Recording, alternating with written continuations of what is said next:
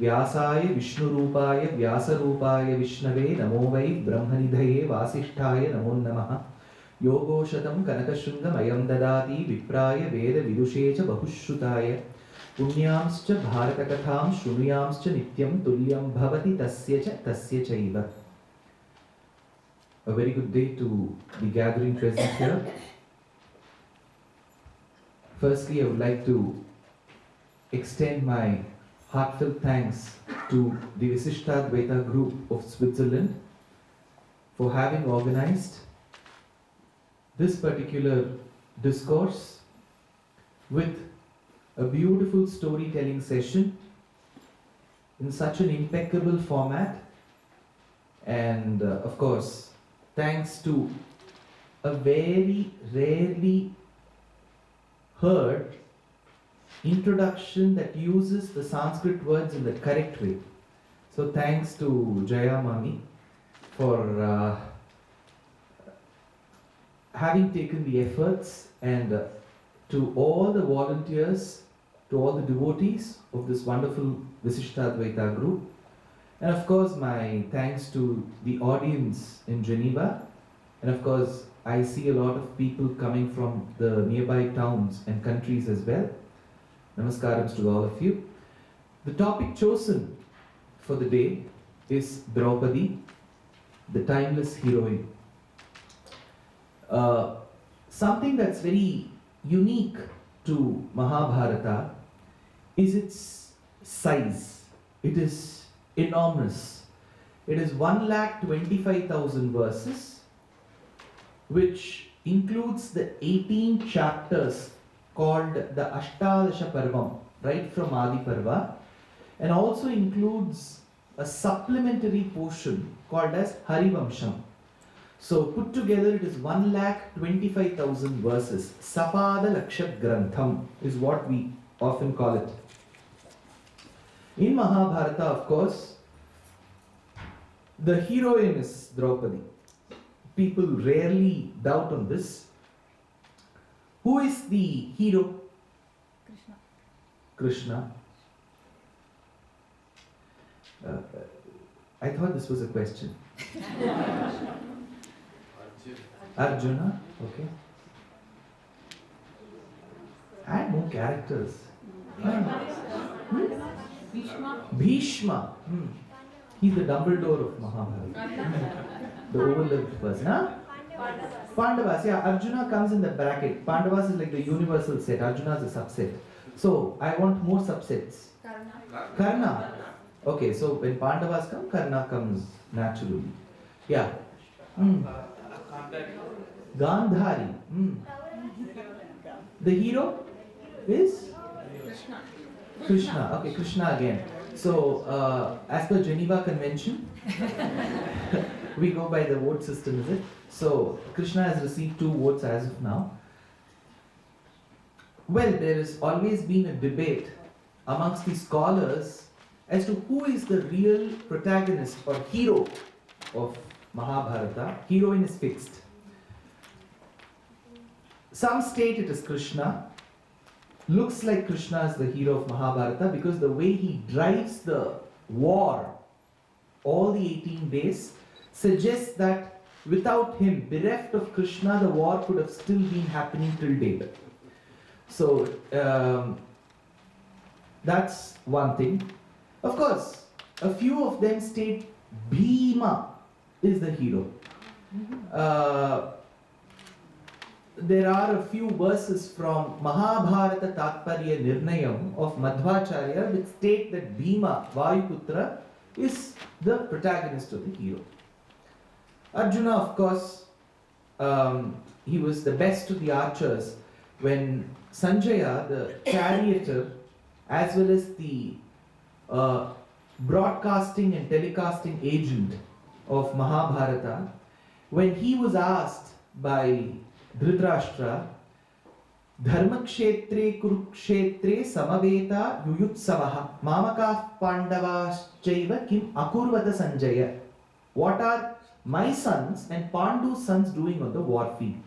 So, if at all Bhagavad Gita is treated as a dialogue between Krishna and Arjuna, interestingly, it doesn't begin with neither and ends with neither. It begins with Dhritarashtra Vacha and ends with Sanjaya Vacha. So what is caught in between, like the nut of a Ferrero Rocher, is the dialogue between Krishna and Arjuna. But what covers it as a shell is what Dhritarashtra asks. And at the end of 700 verses, Dhritarashtra continues asking the same question. Hey Sanjaya, tell me who will win the battle. Sanjaya thought Dhritarashtra was just not a failed king, but he was a failed logician as well, because all the 700 verses, Sanjaya was trying to hammer the very fact that while Krishna has exposed his cosmic form, you still expect the party standing opposite to win. How foolish of a king. Kings are never meant to be foolish, and in those days educated men were ministers. So, here we had Sanjaya, who finally said, I have no opinion to state, O king, but I've heard what my grandmother would state. See, it's very unique in the Indian tradition that you would always invoke something of the past, because you can always attribute something to somebody, and when that somebody is no more, it helps you all the more.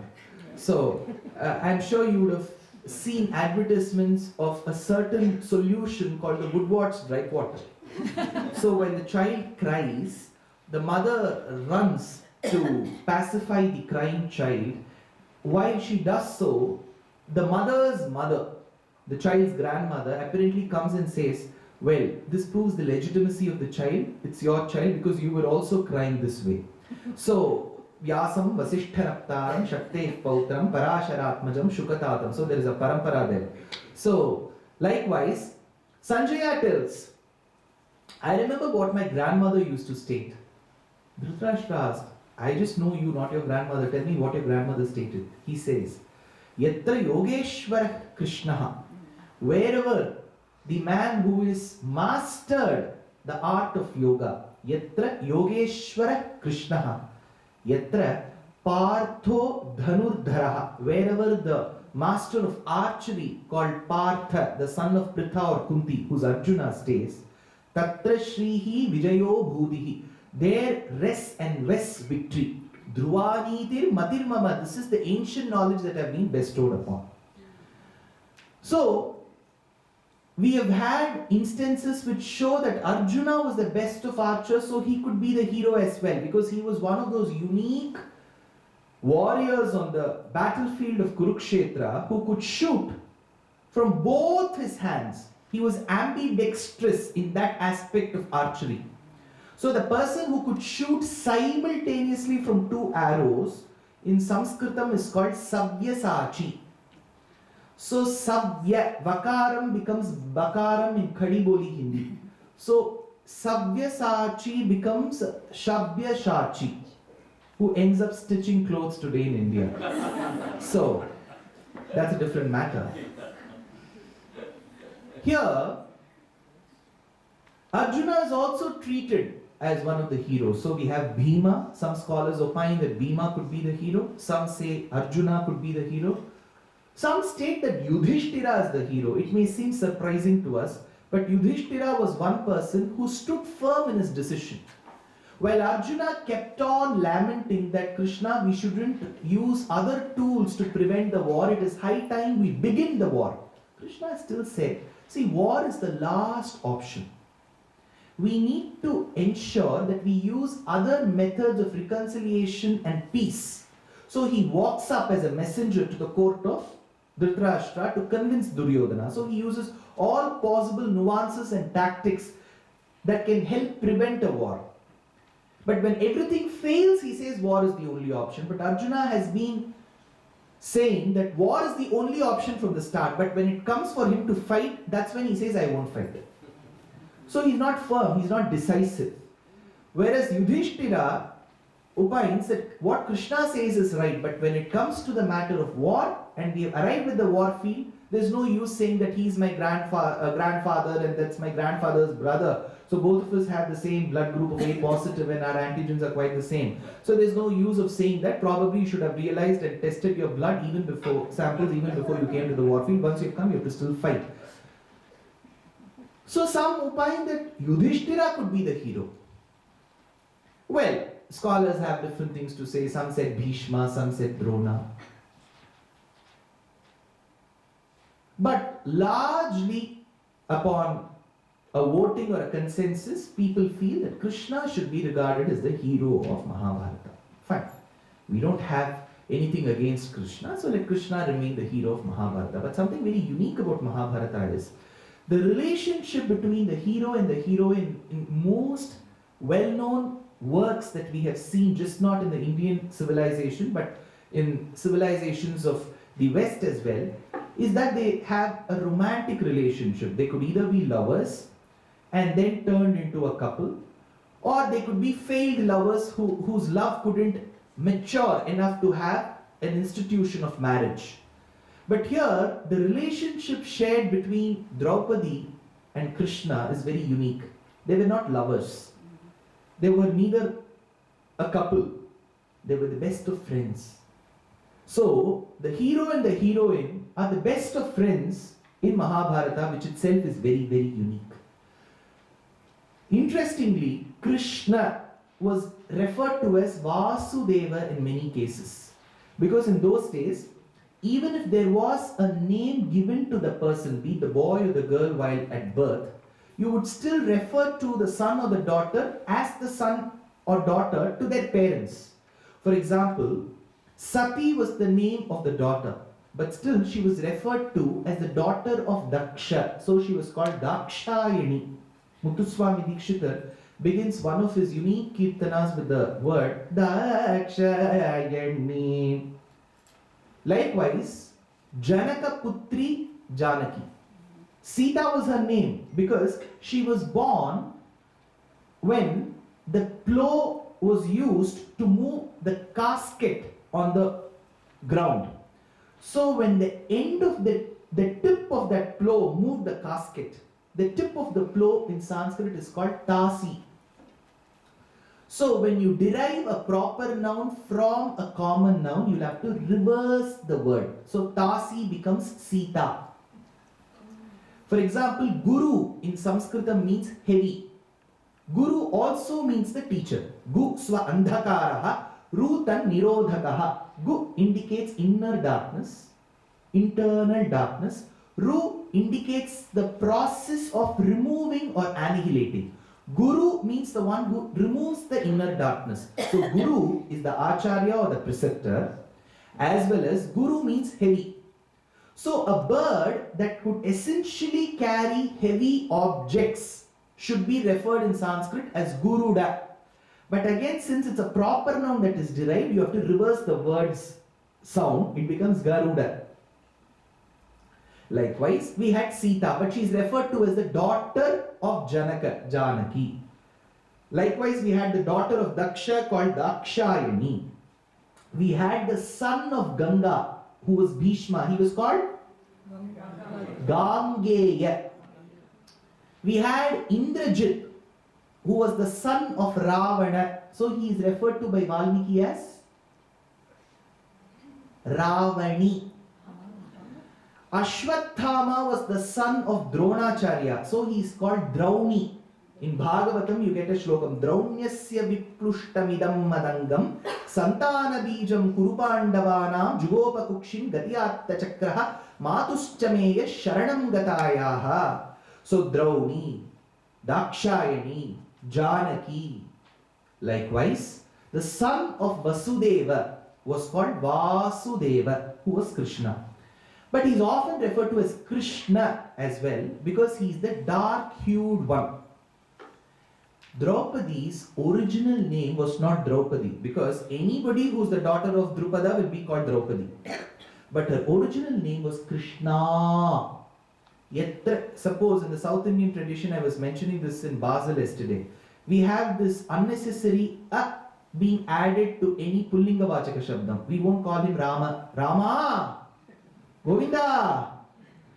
For instance, I want to call the son of Devaki here, and I go by my accent and say Krishna, then Draupadi will come running. Because her name is Krishna. Yatra Krishnauscha Krishnascha Satyabhamacha Bhamini. So she was called Krishna and he was called Krishna. So the hero and the heroine had so much in common with the names as well. So if at all people keep cribbing about Ramani versus Ramanis, they can be sure that there was a Krishna versus a Krishna as well. Interestingly, the person who compiled Mahabharata, who's Vedavyasa, his original name was Krishna Dvaipayana. So he was also dark. The hero, the heroine, and the compiler all were referred to by Krishna, Krishna, and Krishna Dvaipayana. So to this hero, timeless heroine, we need to begin. But where do we begin? In Tamil. How many of you can understand Tamil? Okay. Well. So, in Tamil, there is a saying, Adiyat Toduda Bharata Bhatta. Because Bharatam is Mahabharatam. You won't know where to start. Ramayanam is a very, very simple story. You have to begin with Dasharatha, who had a daughter. Beti bachao, beti padhao, to ho gaya. Hindi bolne wale log hai idhar. हाँ जी. तो बेटी बचाओ बेटी पढ़ाओ तो हो गया, अभी बेटा चाहिए. तो पुत्र काम ishti is where Ramayana begins. Simple story, linear in nature. But this is a rigmarole, which is Mahabharata. You won't know where to begin and where to end. While composers and preceptors who were repositories of quintessential knowledge themselves were clueless, what am I, a mere person? So I begin it somewhere. Where do I begin? Well, Mahabharata traditionally has 1,25,000 shlokas. Each chapter, the first Adi Parva itself has close to 20,000 verses. So I'll begin it here, wherein there was a king called Shantanu, and he was in love with a river. So he loved to bathe in the river. He felt every time he touched the serene waters, the flowing waters of the river, that he was touching somebody with a velvet-like skin. So that happened to be a lady, and her name was Ganga.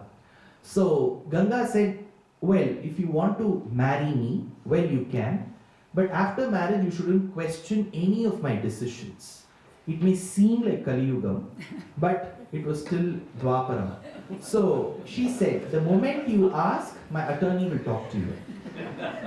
So, incidentally, they had children, one after the other. As the child was born, she kept throwing them into the flowing waters of herself, which is the river. The king did not want to question, though he was severely hurt by her act. So at one point in time when he questioned, it was the 8th child.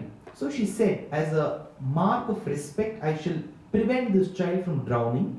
I shall nurture him, but I will not let him or myself stay with you. So she took him to her abode. She ensured she gave the best of schools to him. So Brihaspati taught him all the missiles.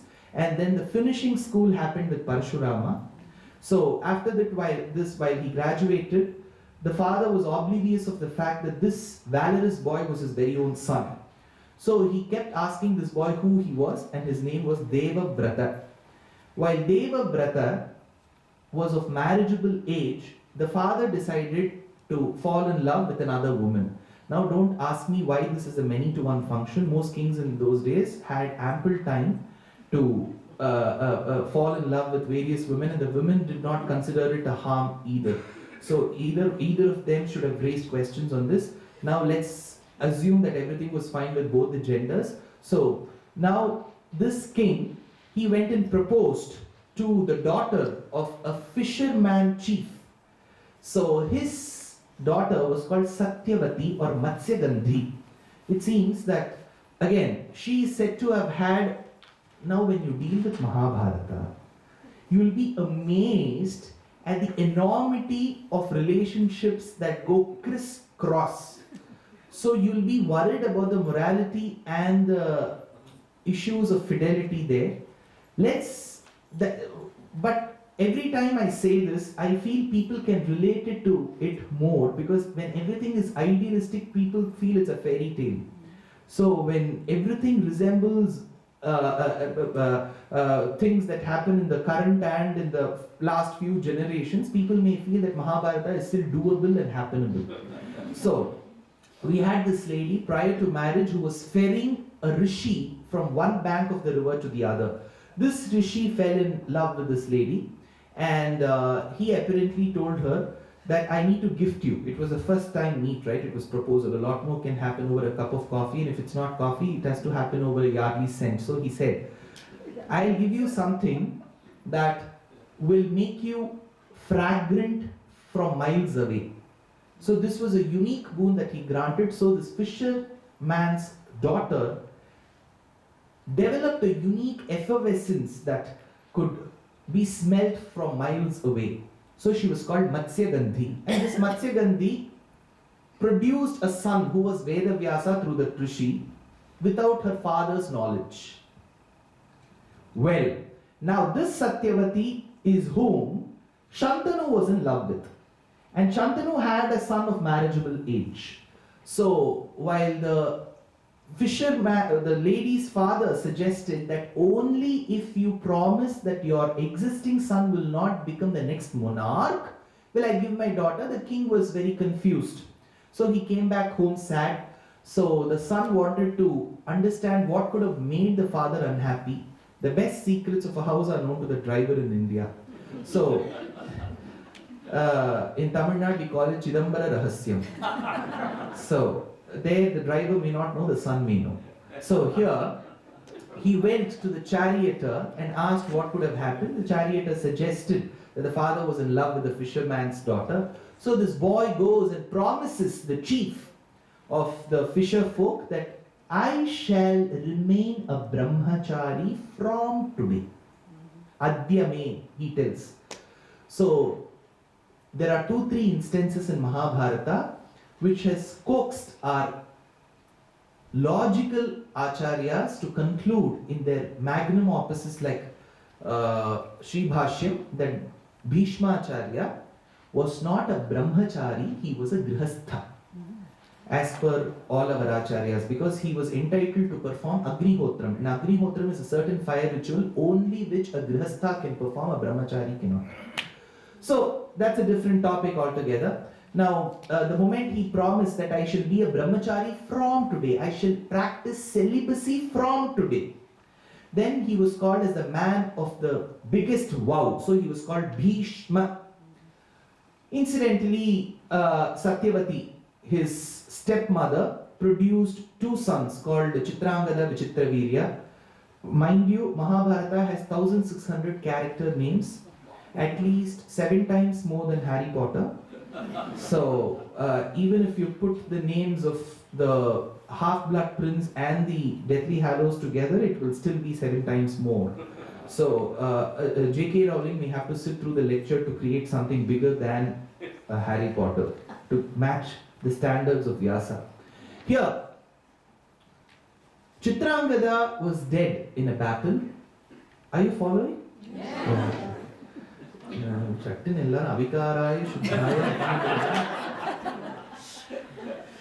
So, Vichitravirya was the other son. Vichitravirya was married to 2 princesses of Kashi Desham.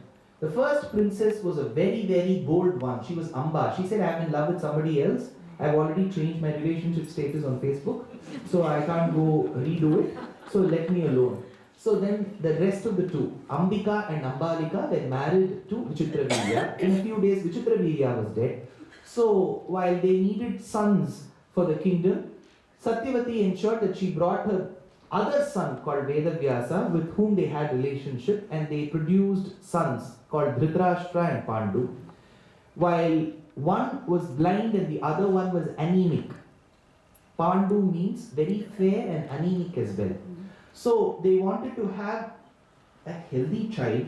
So she asked Ambalika to continue this process of having a progeny, but she was shocked to see Vedavyasa because he was not that great a person to look at. He was a wonderful person of a repository of knowledge.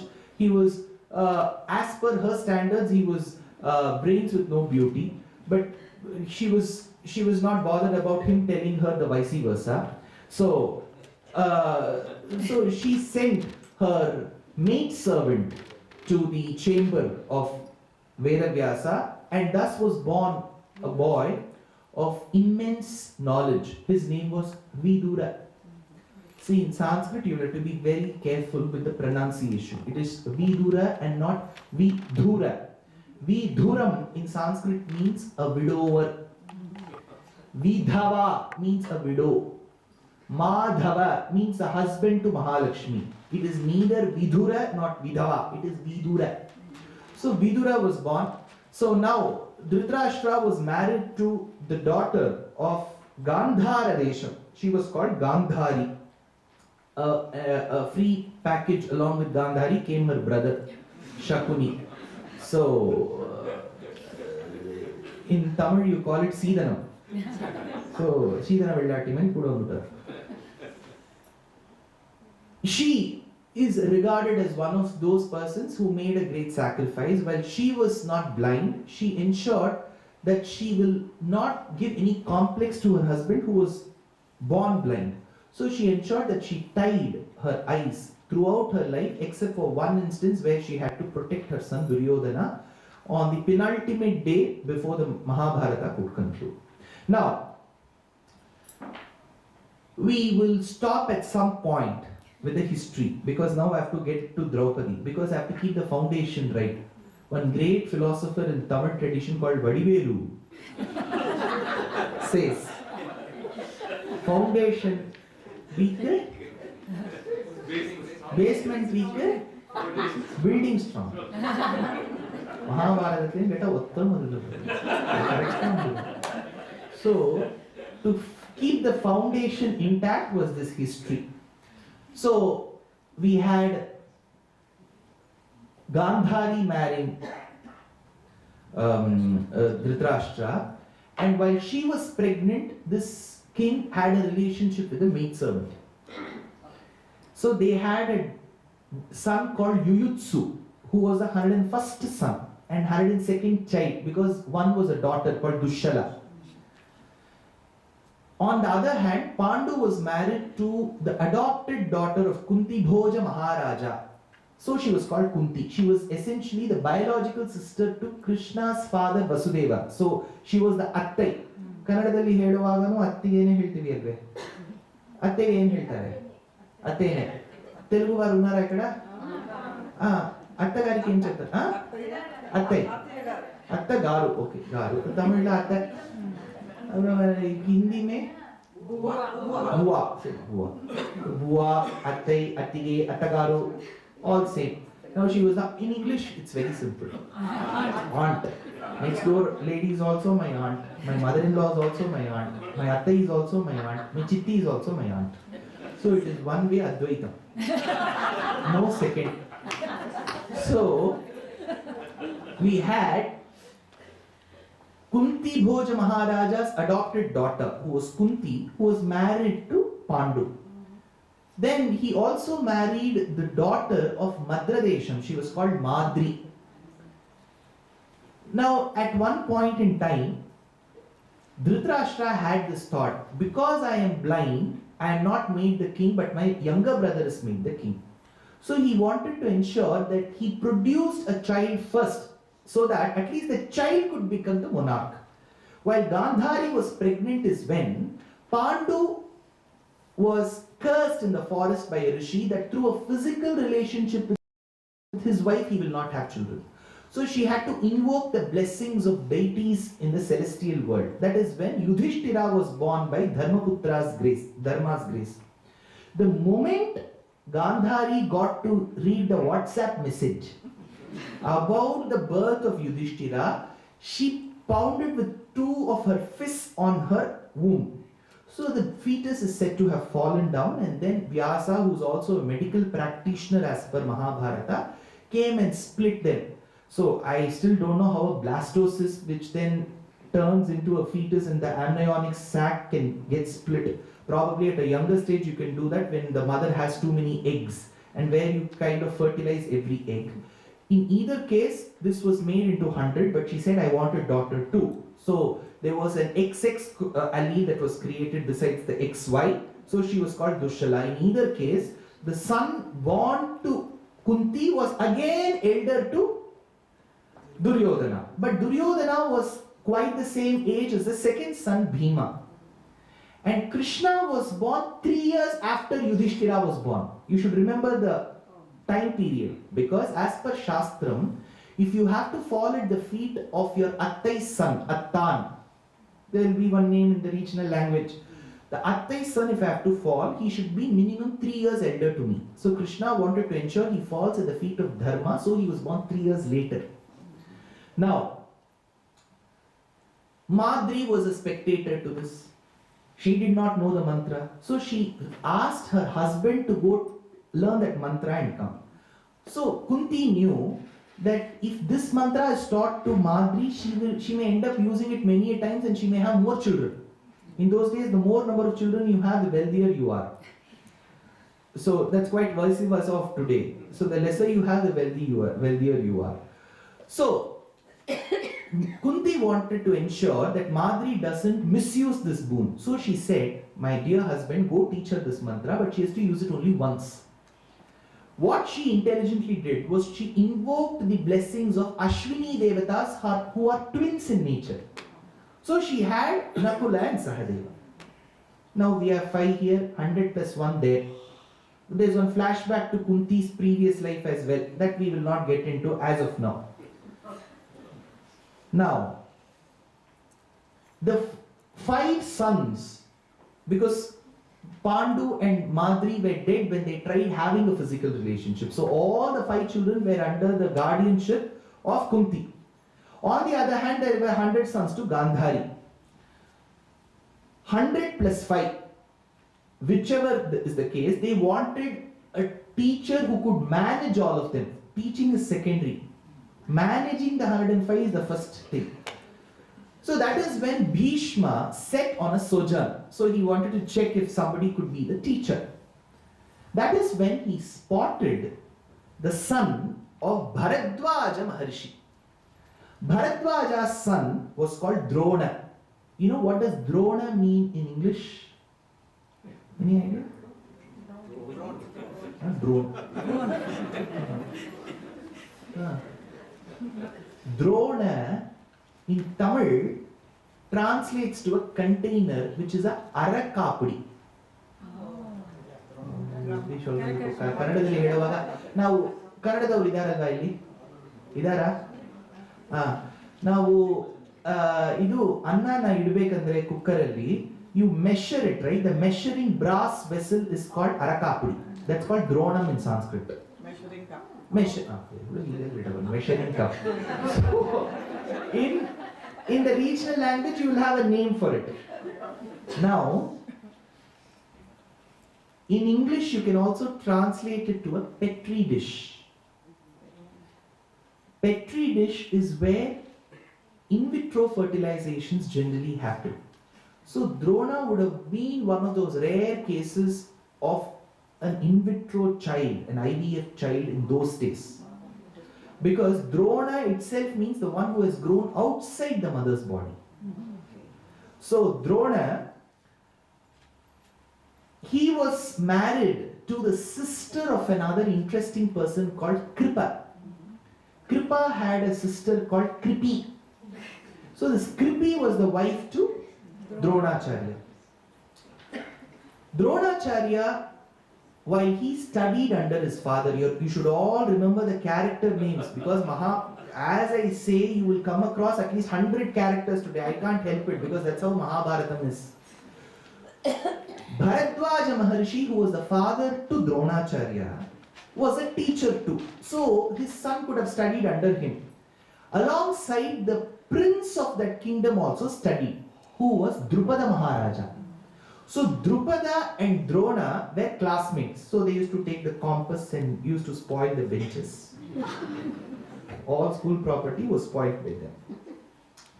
So at that point in time, Drupada, who was the prince, see, in those days, even if you're the prince to the kingdom, you will have to lead a very humble life in a Gurukulam.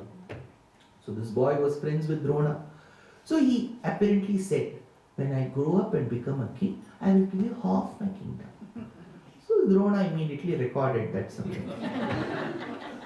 As he grew up, he married Kripi and they had a son. Ashvasyevasya yatstama nadataha pradisho gatam ashvattham aiva baloyam tasma namna bhavishyati, tells Vyasa. This boy, while he was born to Drona and Kripi, he did not cry like a normal child. To the spectators and the onlookers, it seemed as if the boy was not crying but neighing. A dog barks, a horse neighs. So in Sanskritam, the process of neighing is called hala hala. It's called hesha. The sound is called hesha. If you had heard these children wonderfully recite the shlokam, Svatas siddham shuddhas patikamani bhubhir pratibhatam sudha sadhri chibhir yutibhir avadat tribhuvanam anantais trayantair anuvihita hesha halahalam. Hesha halahalam. Name comes as halahalam. Because every language has its own history from where the letters would have come. In Sanskrit, you come across the basic sounds like a, I, u, u. Then you've got the letters that come later. Ka, kha, ga, gha, nga, cha, cha, ja, ja, nya, ta, ta, da, da, na, ta, ta, da, da, na. The beauty about Sanskrit is you will get the essence of Sanskrit and you will enjoy Sanskrit only when you ensure that the other person enjoys a shower of saliva in front of you. We should all be drenched. It's called Bhagavata Uchishtam.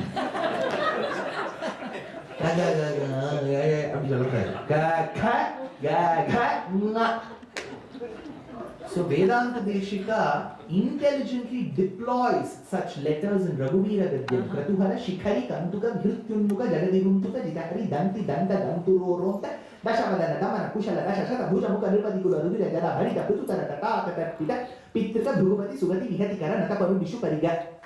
So he comes up with 97 such passages. So here he is the master of all crafts and a sagacious dietitian, a poet extraordinaire, and a consummate dramatist, a peerless preceptor, a polyglot to the core, and an unknown mathematician.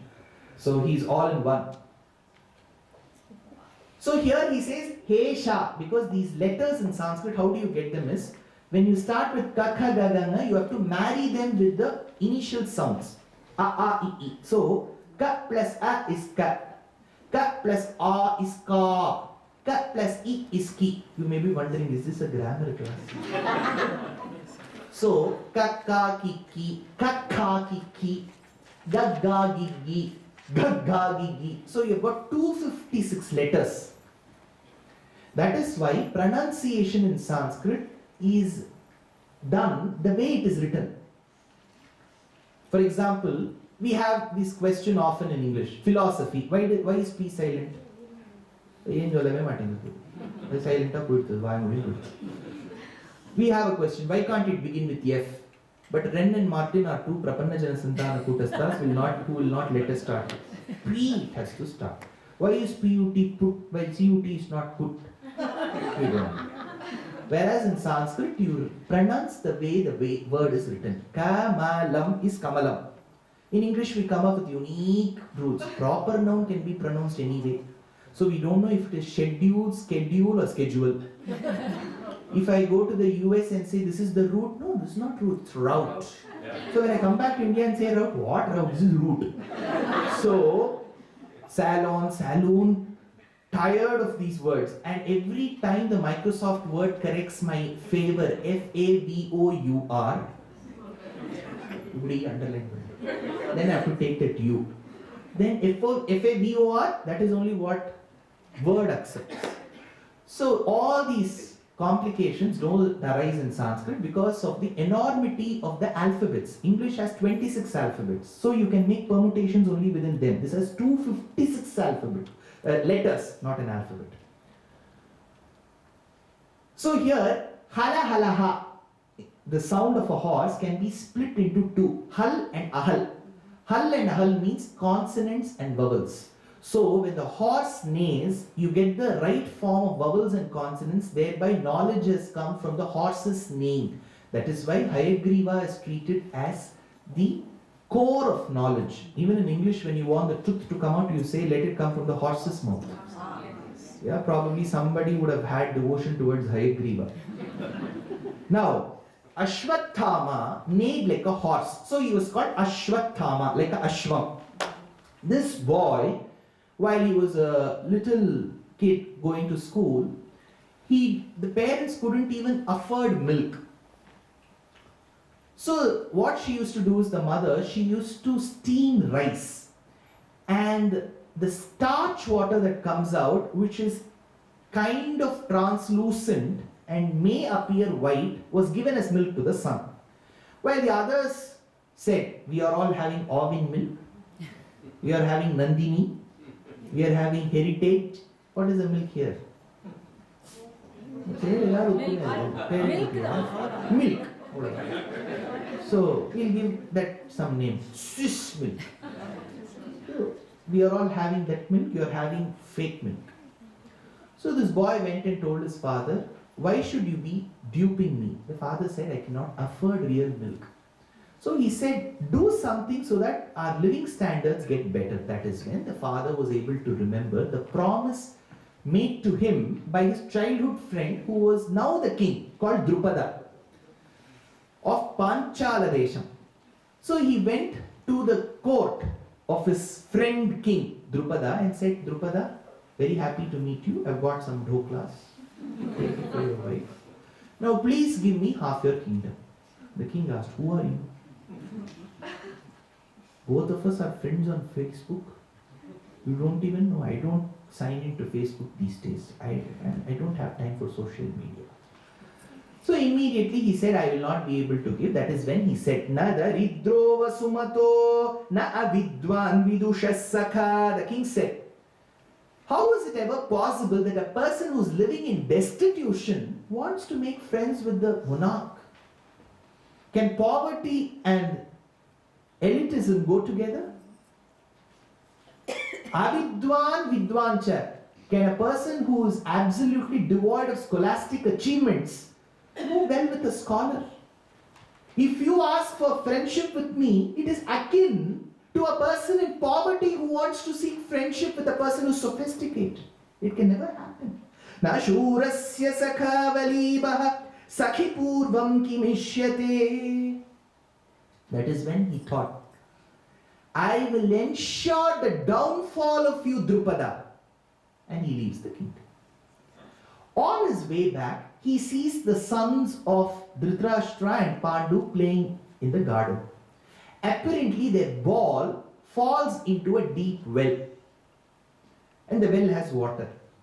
In the Indian context, I have to tell what is relevant also. The well had water. So the children were clueless. So they immediately saw this elderly person walk by and they said, sir, can you please help? He took a blade of grass, recited a certain mantra and aimed at the ball. It went and stood erect. It may happen, for example, you kind of charge the comb and then take it closer to the small bits of paper. Because of the magnetic force that you see some kind of attraction where it stands like horripilated hair on a human body. So this blade of grass went and stuck itself on the ball. Consecutively, he shot more blades of grass that ensured that each blade of grass stood one over the other, and then he pulled the ball out. The children were flabbergasted at this particular trait, act, art that they saw in this person. They immediately recommended his name to Bhishma.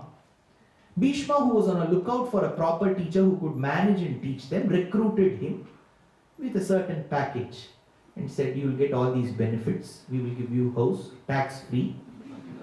So since you are working for the government, so all these benefits were given. Now, Dronacharya's living standards went up. And his son Ashwathama, who was also of the same age as that of these boys, grew up along with these boys. Despite all the efforts that Dronacharya took. See, Dronacharya should have been impartial. But as a teacher, he should have been impartial, but he was still a father come teacher. So he wanted to ensure that he taught something extra to his son Ashwathama, which he wouldn't teach the others. I don't know how many of you remember your school days in India where the teacher would come and teach and she would here and there say, this is an important question. So immediately we'll put a cross mark, dots all in place, circle it, and we will study only that. So if today there's a question that is posed by the speaker, do you remember in differential calculus of UV rule, which one you treat as U and V? There's a highlight principle. Some of them will be clueless because they wouldn't have studied that particular portion. The teacher didn't say important. So we leave it in choice. So this father, Dronacharya, will want to teach his son Ashwathama something extra than what he taught the other princes. So what he would do, Mahabharata Vyasa tells, see the partiality that you see. See, when we have to imagine or we will have to paint a canvas in front of us of our scriptures, we shouldn't think that everything was perfect then. There would have been corruption, there would have been all these evils that we see today. Maybe the intensity would have been much lesser. So to think everything was perfect is not the way we see. Even in physics, you don't see 100% working Carnot engine, right? So here, what the father, the teacher would do is he would give a big pot and ask these children to go fetch water. But the pots would be in such a way that the stem or below the mouth of that pot would be long. So as you want to fill water, it will take long because the pathway is thin. Whereas he would give an open vessel to his son. So while the son used to bring that in 10 seconds, the others used to take 40 seconds. In the gap of 30 seconds, he used to teach that extra mantra. So that's what Vyasa tells. This was one of the methods. But see how fate has to play. Drona was blessed with one student who could match that speed, and he was Arjuna. What he would do is, he would do a Google search and go for MOOC, Massive Open Online Courses, which used to give him Varuna Mantra. So using Varuna Mantra, even without going to the pond, he used to fill it with water and then used to come at record speed with Ashwathama. So that is when Drona thought, it is high time that I treat him also as my son. Because I cannot win him. He is very smart. My son cannot match him. My son is not that smart. So let me teach Arjuna as well. So Arjuna managed to get those extra coaching from Drona this way. Well, the other sons used to go, the other boys used to go, they take their own time, eat bhaji on the way. And then, now, it was time for graduation of these boys. That is when they said, sir, what is the Guru Dakshina? Please share your SWIFT code, IFSC code, bank details, we will transfer. Everything has to be wiped. Dronacharya said, you don't have to do anything of that. You will have to go wage a war with Draupadi Maharaja. Immediately Duryodhana and co, they said, Pandavas should not join us. We will go. So Drona said, you go. And miserably they failed. So they were all bruised and they had to buy a lot of Bernols and other tablets. That is when Yudhishthira said, now that one party has failed, can we go? He said, now that you humbly ask, you can go.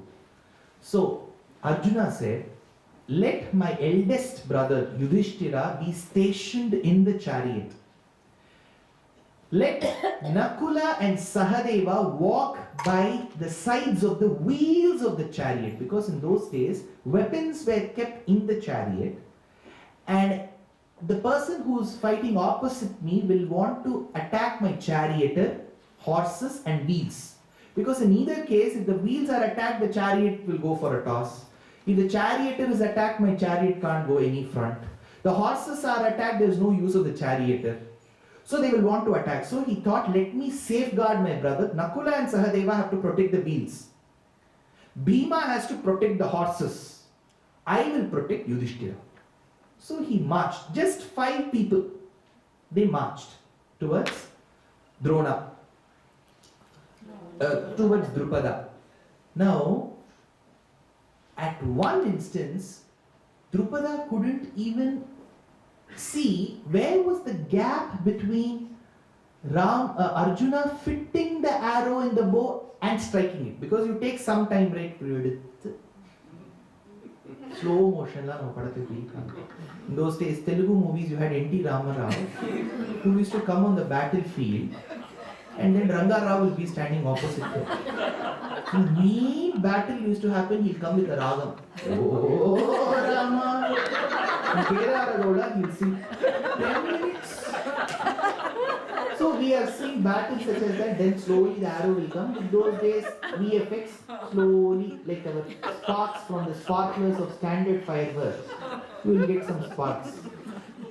Here, in real battle as per Dhanurveda Shastram, you can just logically conclude that there is a person opposite me. You wouldn't even know the minute details of the person, because the person will be standing 2 miles or even a mile away from me. See, the movies that we see, the person will be like this, then they will hit, the arrow will go for 5 minutes like this, 5 minutes like that, I don't know where it is going. 1 mile away they have to stand. And the other person will not tell what kind of missile he is shooting, whether it is Agneyastram, Varunastram, he won't tell. He won't tell, now I am going to shoot Agneyastram, behold! All this he will not give. Savdhan! No. The other person who's fighting opposite has to keenly look at the lip movements of the person. If he is able to see Varuna Shabdam, then that person is using Varunastra. Then he has to shoot a Pratyastra. So your eyesight has to be very intact. Even today, if you wish to be a pilot, the first thing that they see is your eyesight, right? So likewise, they will be very, very vigilant. So here Arjuna used to take the arrow and shoot. Drupada couldn't see the gap between him taking it and shooting it. In Kamba Ramayanam, Kamban tells, when Rama lifted the bow, Kayyal eduttadu kandanare ichadu kettar. Likewise, they didn't know how he shot. But in one instance, Arjuna jumped. He brought the chariot in front. He jumped from his chariot to that of Drupada, took the sword from the scabbard and held it close to the neck of Drupada and said, I won't kill you because my Acharya has said you will have to be imprisoned and you will have to be brought in front of him. So I drag you. Then he went in front of Drupada. Dronacharya. Drona said, see, who is this? I can't recognize him. He said, Drupada. How are you, Drupada? But I don't know how I can make friends with you, because I am a rich person.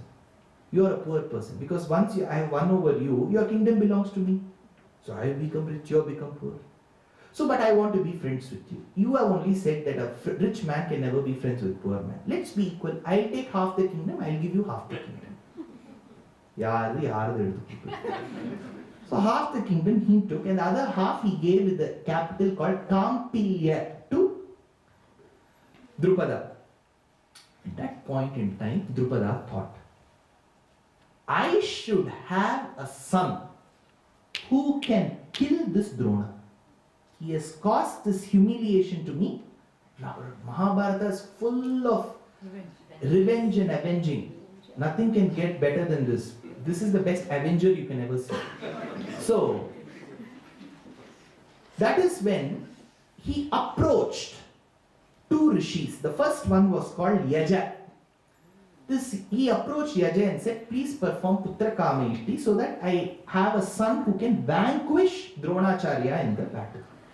Yaja said, see, I don't engage myself in all these material pursuits. Please don't come to me. You can contact my younger brother, who was Upayaja. Upayaja was completely a realistic person. You give him something, he will do. Some of you are very innocent, you won't know what is something. Anyways, so he was given something and he performed yajna. Now, for any yajna, in those days, for doing fire oblations or fire rituals, you'll have to be a married man. A brahmachari cannot perform anything but Samita Dana. He cannot perform Agnihotra.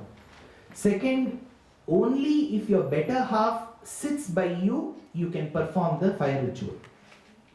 So while the fire ritual was being performed, Draupada's wife said, see, I have got some important calls to make. Just go and come. She was checking her phone every now and then. She was messaging. See, you are also attentive, you are not looking at the phones. I'm assuming. No. So she went in. But then came the time of Purnahuti. So the Vedic waters were kept in the golden pot, and that was to be consumed by the lady so that she gets naturally conceived in a point in time. But since she was not there at that time of Purnahuti, the Rishi said there is no other way. Let's add some oil to it and put it to fire. So they added it to the fire. From the blazing fire came one resplendent person whose looks itself said that he could win any war.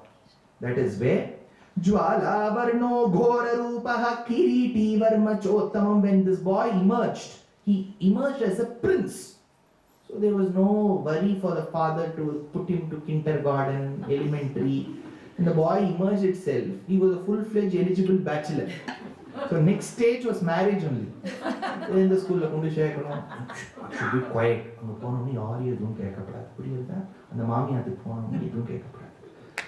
So parents keep advising their children, right? All this was not there. So this boy emerged. He was a handsome man. Bibhrat Sakanga Sasharo Dhanushman Vinadan Muhu Drishtatvat Utma Drishtatvat Dhyumna Dhyumna Sambhavadapi Drishtadhyumnaha Kumaroyam Drupadasya Bhavishyati. He was called Drishtadhyumnaha. So his entire birth, the purpose of his birth was to vanquish Drona in a war. Right? But while the Rishi performed the yajnam, he did not say that Drupada has desired for a son, so he should have a son. He said whatever Drupada desires should happen. Drupada had another desire.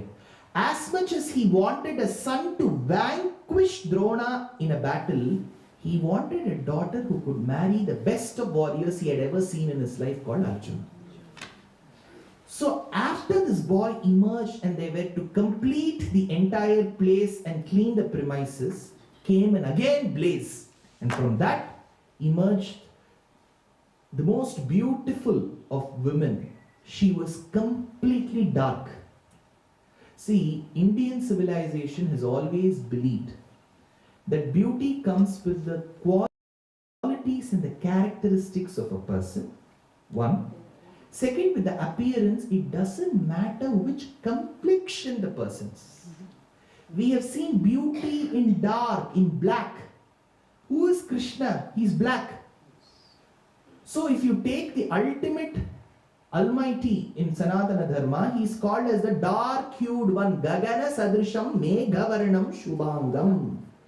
So we as a country will never have a debate on which complexion is better, which complexioned person is better. Because the Moola Murti in most temples in Gujarat, Maharashtra and the south of India, the Moola Murti is granite. Of course, we have temples in some states of North India which are white, marble, because of the availability as well.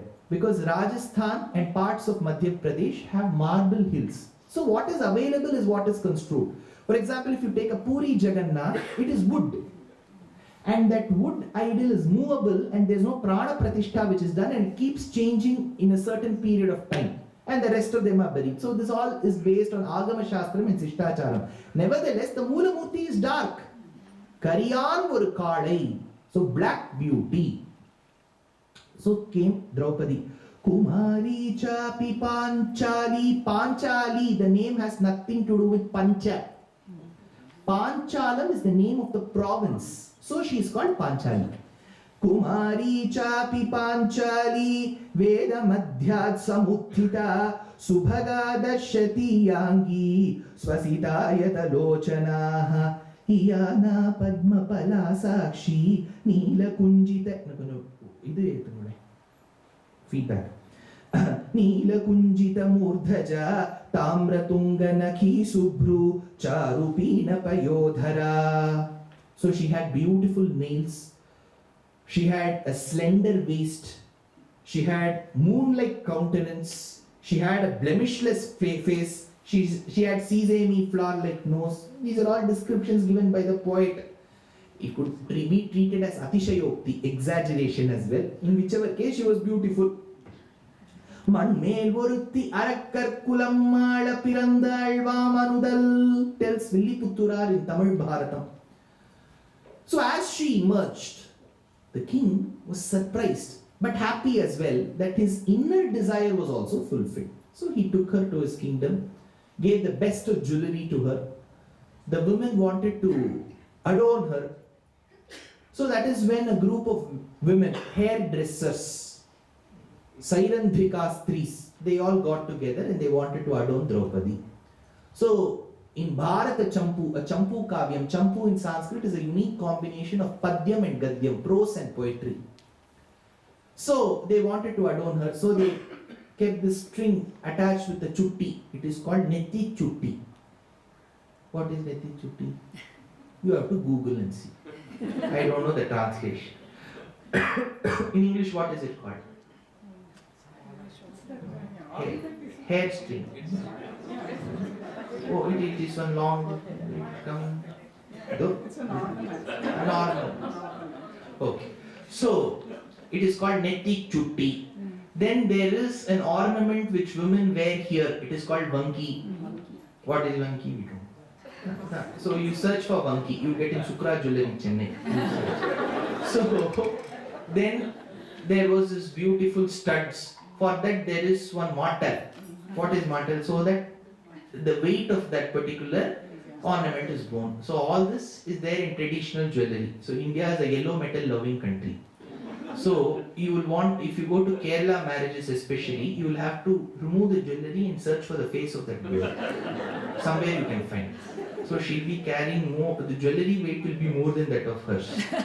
So all these kind of different jewelries were placed on her.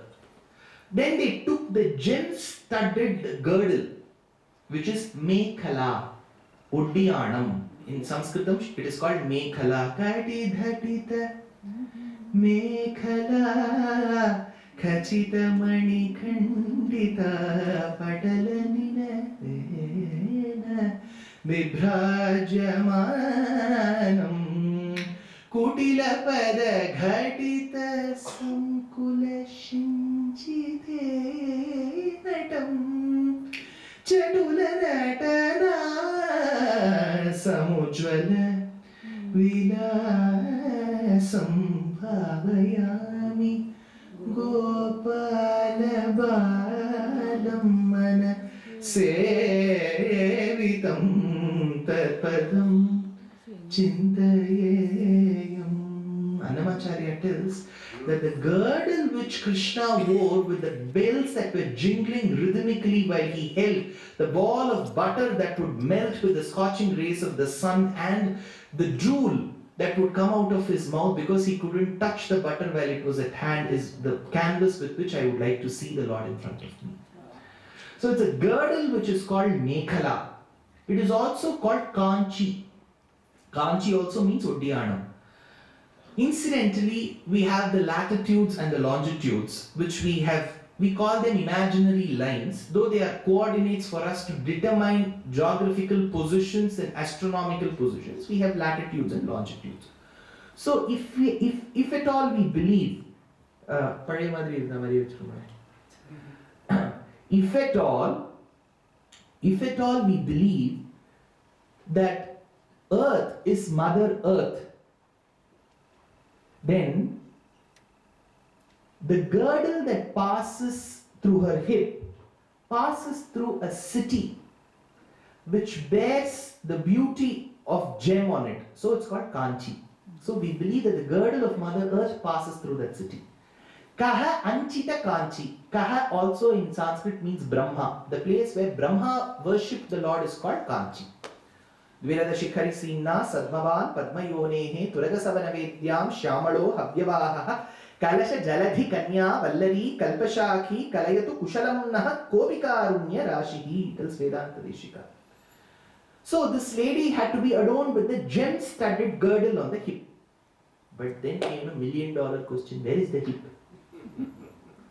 Because as per Samudrika Lakshana Shastram, I was telling yesterday in Basel as well, as per Samudrika Lakshana Shastram, which is a typical scripture that talks about how for the man and the woman, the parts of the body have to be chiseled enough to call themselves Mr. World, Miss World. We have all these pageant titles, right? Out of 190 nations, they will shortlist 100, 100 to 50, 50 to 10, 10 to 5, 5 to 3. 3 mummies will be standing there. Miss World goes to... Who am I going to say? That person has to faint. Because she herself is surprised. Now that I've got it, how have I got it? The other two will convince her. Amongst we three or good. So for that Miss World pageant title, you need to work on your body.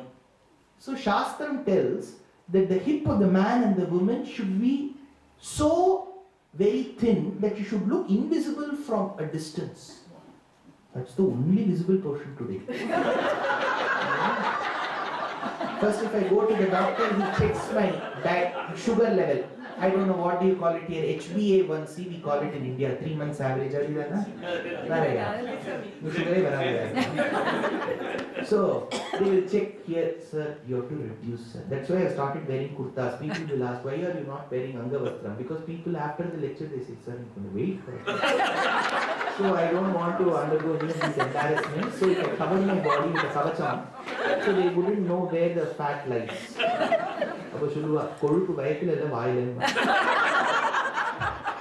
So here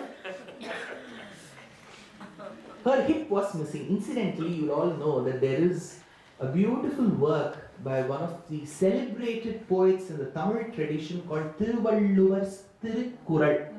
You might, if you have missed it, you can see it in Tamil Nadu buses. He'll have a long beard. Now, he talks in Kamattuppal about how the hip is, or how the hip should ideally be. He kind of narrates about a young woman, 16 years of age. She is dead. So as he walks by the street, he sees people making arrangements to cremate her. So he's surprised, 16-year young girl, how did she pass? So he goes and asks the neighbor, how did she die? I saw her today morning, she was all good. No sir, she was all good, there's no ailment. Then what caused her death? She went to the close by garden with her friend. She wanted to adorn her hair locks with a beautiful flower. While she plucked the flower, the compilation of beautiful petals, the calyx and the corolla, she plucked the flower with the stalk. She had to adorn her hair only with the flower, but she incidentally plucked the flower with its stalk. Unable to bear the stalk's weight, the hip broke and she died. So Thiruvalluvar tells the hip should be so sensitive to weight that even a 2-gram stalk when placed should cause death to that person. If you keep the Titlis mountain on me also, nothing will happen. My hip is that strong. So, this is what has been mentioned by Ananta Kavi. Sakalamapi vabu vibhushyatamyah sapari sakhi vipulekshanaambujapi chirataramanapikshya madhyadesham karadhrita kanchana kanchireva. So she was adorned. In fact, the Kavi, look at the poetic beauty that comes along with it. The girdle was studded with gems, multi-hued gems. As she was adorned with, the ladies who had adorned her, who were dressed in different colored dresses, were surrounding Draupadi and they were admiring her beauty. So, at one point in time, the reflection of their saris that they had worn fell on the gems that adorned her girdle. So it seems the poet says Draupadi immediately covered the gems with her hands because she thought, the saris that are now found in the gems of my girdle will help me later when I'm stripped. So it's a poetic imagination. He tells, Kanchi kalapamani bimbita pashvayopi Tvau Kausheya Pankti Ravindra Suta Babhase Avirbhavishyadadi Goshti Kirita Magnam Vyavasashatam Janadrisha Kamiva Suchayanti. Now, while she was brought to the kingdom of her father, at one point in time the father had to get his daughter married. And this was the right time because there was no elementary education, it was all a ready-made product for him. So that is when he wanted to do a Swayamvara. In those days, Kshatriyas especially had this concept called Swayamvara, where the girl could choose one amongst the men. So there will be 10 kings and 4 princes lying there, so she could choose one amongst them. And those men had to just not come there. They had to at one point in time prove their Shauryam, Virya Shulkam, valor. So in Rama's times we had the bow that was placed with the unstrung string, and then he had to come lift it and then string it. Here we had 5 arrows placed. The 6th won't be given. You have to utilize only 5. So then there will be a bow placed, and then there's a fish that's attached to a circular disc that keeps revolving. Its reflections should be seen in the water, and looking at its reflections and looking at the moving fish in the reflections of the water, you'll have to shoot at the eye of the fish above. I would have opted out of marriage. I would have remained a bachelor throughout my life. I would have been a celibate also. But here you had men competing because she was that beautiful. So people came, and this is when Pandavas were stationed till then in a close by village called Ekachakra. I'm not giving you too much of the past because by then they were asked to go to a palace made of wax, and that was burnt, and so they had to dig underground passage. Then they had to come to Ekachakra, that is a village.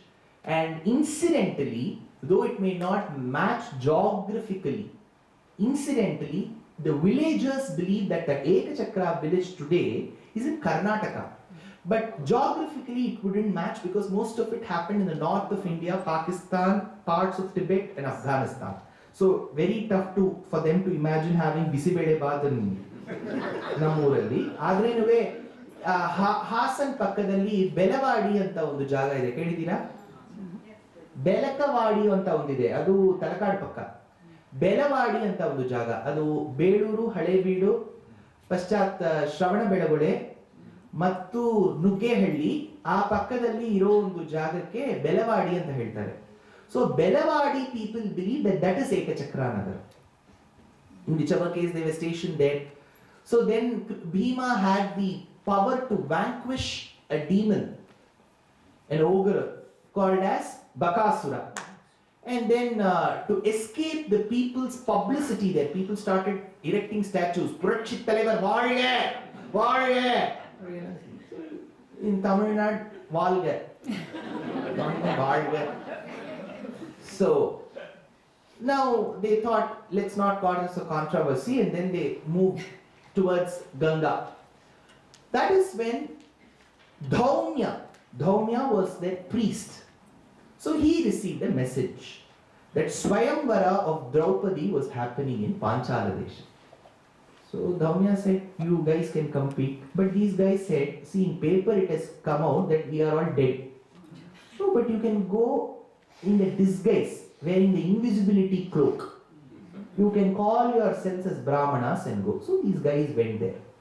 Meanwhile, Duryodhana, all men will compete for Draupadi. She was the most beautiful woman at that point in time. Krishna and Balarama had also come. They were good friends to Draupadi. Draupadi made very good friends with Krishna the moment she got from fire itself, so they were very good friends. So even if her father had not invited, she invited. She had some passes, so she said, you can come. Krishna and Balarama were seated in the hall. The 5 Brahmanas were standing there. Others were oblivious of the fact that they were Pandavas. That is when Karna also came.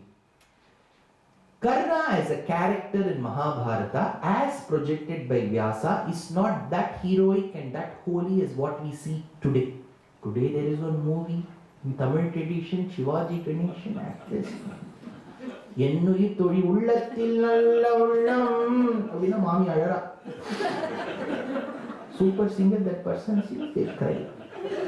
Bhanumati, they Savitri, Bhanumati, he is not that holy Mahabharata.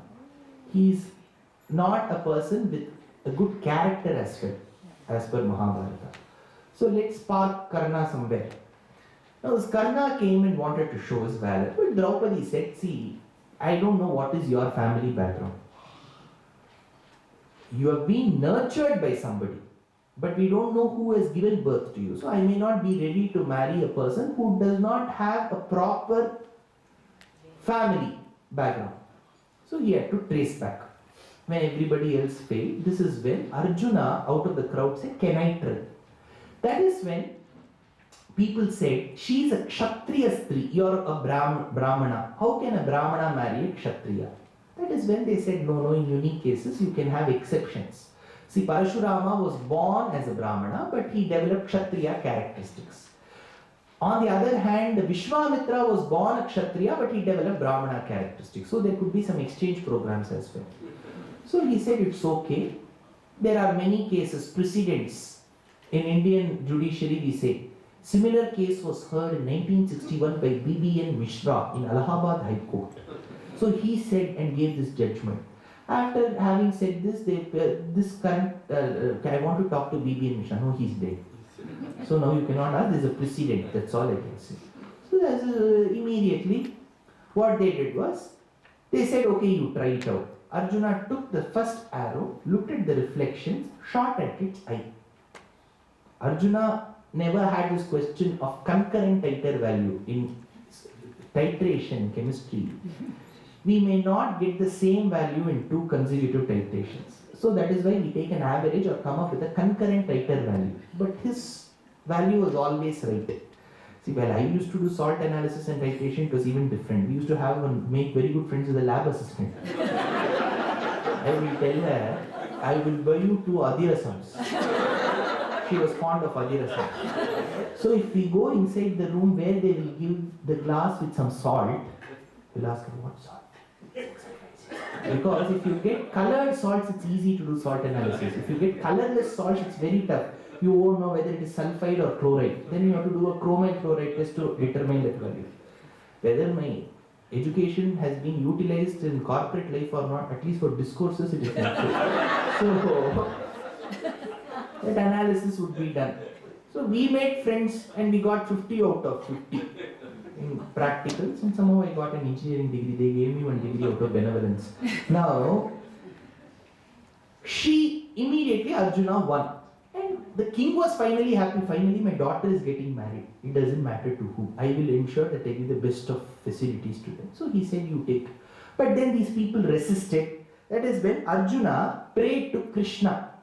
Arjuno dhanusho bhashe tasthau giri rivachalaha satadhanuh parikramya pradakshinam akarot pranamya shirasa devam ishanam varadam prabhum krishnam cha manasa kritva jagrihe cha arjuno dhanuh pramadma could be out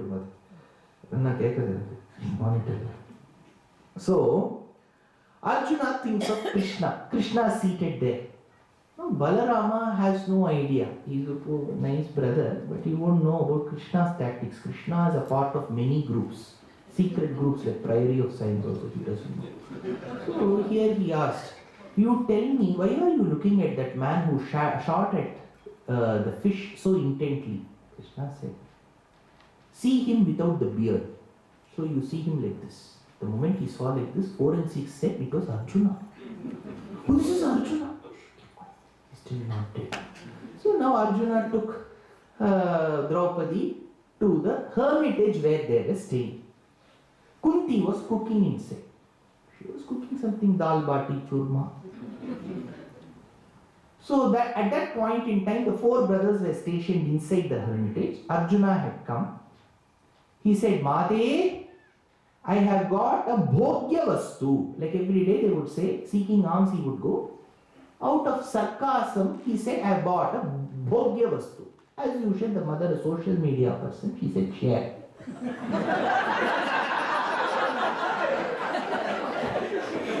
Immediately, when they came out, they saw this lady in flesh and blood.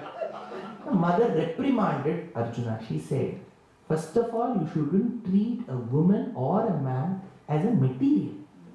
How do you disrespect the other person? She is nobody's possession. She is a human being. You should have said, I have married somebody. How can you say, Govind? In whichever case, mother, we can never say no to you. See what a culture we have come. That's why when I do corporate lectures, people ask, when we speak to the Indian team, they don't know how to say no. I said it is in our culture. Because the boy could have immediately said no, we cannot share. But he said no, we can never say no to the mother. So we will share. So we are never used to saying no. It's a very unique Indian, it may be right or wrong. But generally if somebody wants to come to your house also and you're going home, say, Vango. Because the Western culture is very clear. If you are not there, you have to say no. No, I'm not at home, please don't come. No, but we are not used to that. I'm சொல்லிட்டு இருந்தார் முன்னாடியே சொல்லியிருந்தா ஏதாவது பண்ணியிருக்கேன். என்ன சாப்பிடுது சொல்லுங்க, சிம்பிளா சொல்லுங்க. தீர்ப்போம்.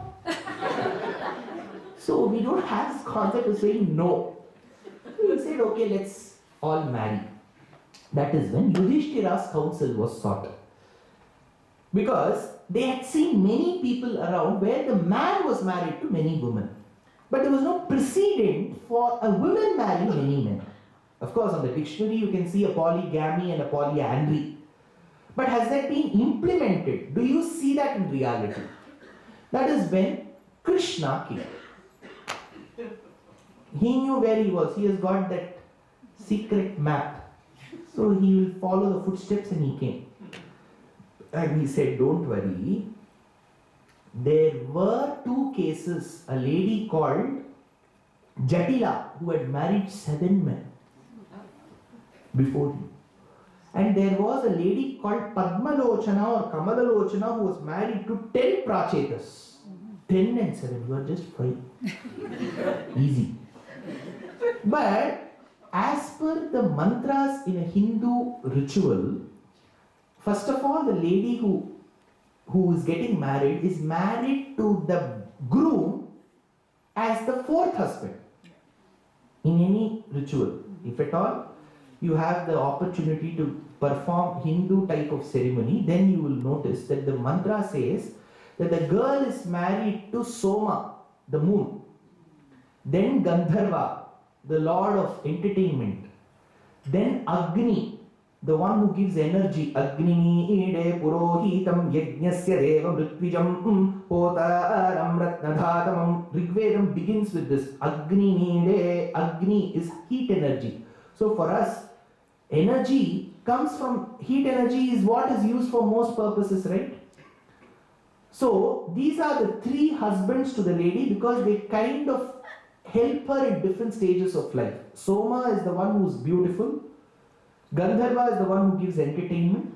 Agni is the one who gives energy. 4th is the Suresh, Ramesh or Satish or Kotish, whoever it is, he is the 4th husband. Now, in general cases itself, Satish becomes the 4th husband. What if she is married to 5 husbands? Then 5 into 4 is 20. Managing 4 Soma, Soma 1, Soma 2, Soma 3, Soma 4, Gandharva 1, Gandharva 2, Gandharva 3, Gandharva 4, Agni 1, Agni 2, Agni 3, Agni 4. Then comes this extra 5. Correct? So, how to manage? Now, Krishna said, since you have come from fire, fire will not hurt you. So, you will have to get inside fire after every marriage and come out, then you will be treated as a new person. There were some, now you may be wondering how to get inside fire and come out. Let's assume as of now. We believe that Dumbledore's bird called Phoenix is born every 3rd minute. Did we ask Rowling about it? We didn't. We should not ask Vyasa also about it. Now, Krishna said you can marry all the 5. Drupada was a bit worried. He sent one spy to check, but then he thought when Krishna is there, things will be fine. On the other hand, Draupadi had this doubt. See, sir, I wanted my married life to be good. But starting itself, it is a problem. 5 men. That is when Krishna, who had come with Rukmini said, trust me, to be very beneficial.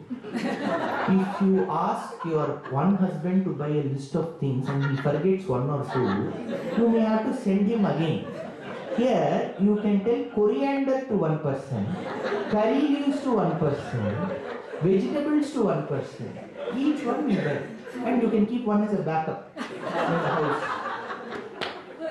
So your married life will be very good, don't worry, Draupadi. On the other hand, Draupadi had this question, why me? It could have been Pankajam from next house. It could have been Komalam from next house. Why me? This is a question that we also ask, right? Why me?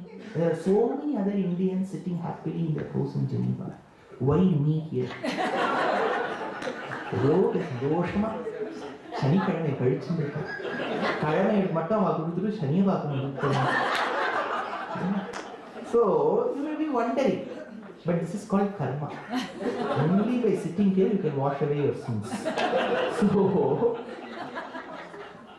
she asked why. That is when Krishna said, see, in your previous birth, while you wanted to seek boons from Lord Shiva, while he appeared in front of you, you said, I want a husband who is energetic, handsome, victorious, 5 attributes. And you kept on asking this punaha, again and again.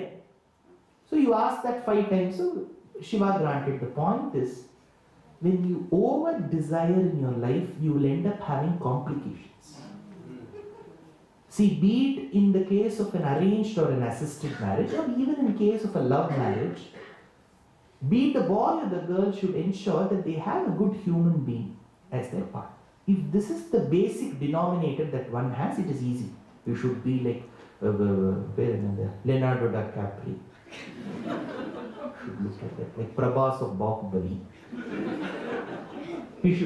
Then you should have brains as that of, I don't know who is the brainy person now or not. Who? So somebody. So he should be loyal. See, there could be 2 things. He could be well educated, he could be handsome, yet not be loyal to his spouse. 4th thing, he should respect the rules of a country. If you see the biggest of the consulting firms in the world, they would have been very well qualified, but they'll be behind bars for doing a trade which is wrong. So what has education given them? So it should be a combination of all these 5. That is not possible. Imperfection is what you can expect in life. You can aspire for perfection, but what you will get is imperfection. The degree will matter. Right. So it is for this reason you have been asked to go with 5 husbands. There is another story that he tells, but I don't have so much of time because I have to come up with other things as well. Now, the marriage was done, then she fell at the feet of her mother-in-law, Kunti. Thank God she had only one mother-in-law. There are 5 husbands now, 5 mothers-in-law, that would have made her life hell. So she had one mother-in-law. It all converged to one. So she fell at the feet of her mother-in-law, Kunti blessed.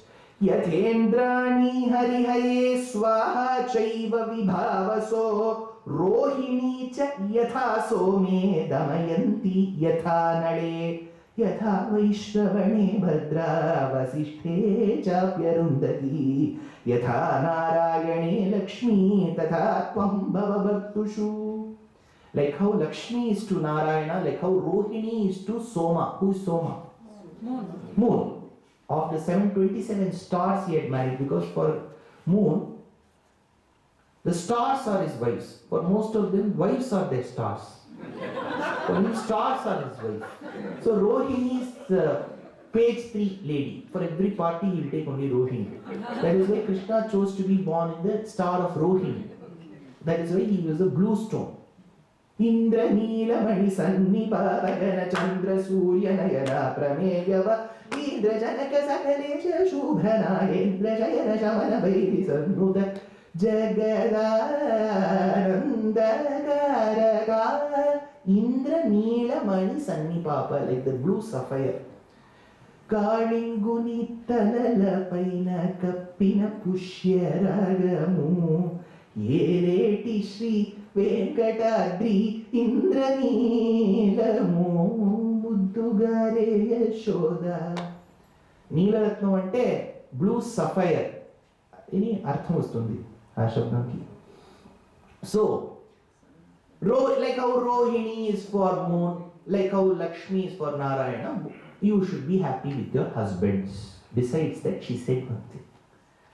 Whatever agony I have undergone, Draupadi, at a very young age I committed a mistake. She doesn't tell what it is.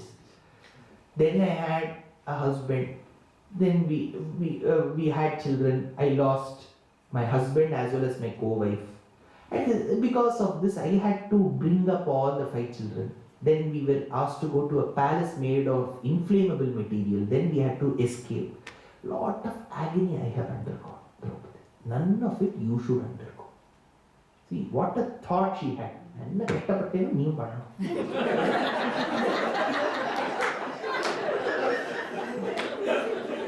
Mixie oil எனக்கு அம்மியில் அரைச்சல நீ அரை அது அவளை அரைச்சுடுது. யதா நாராயணே லக்ஷ்மி ஸ்தராத்வம் பவ பர்த்துஷு. So you had a very modern thinking mother-in-law. Just because we call this world modern world, it doesn't mean we are modern in our thoughts, right? And if at all we determine the word modern to mean something which is very current, then 500 years later, what will they call that time period? Then this will become ancient. So I don't think the word ancient, medieval or modern has to do with the era. It has to do with our thought process. So I absolutely feel that Kunti was very modern. The way she thinks.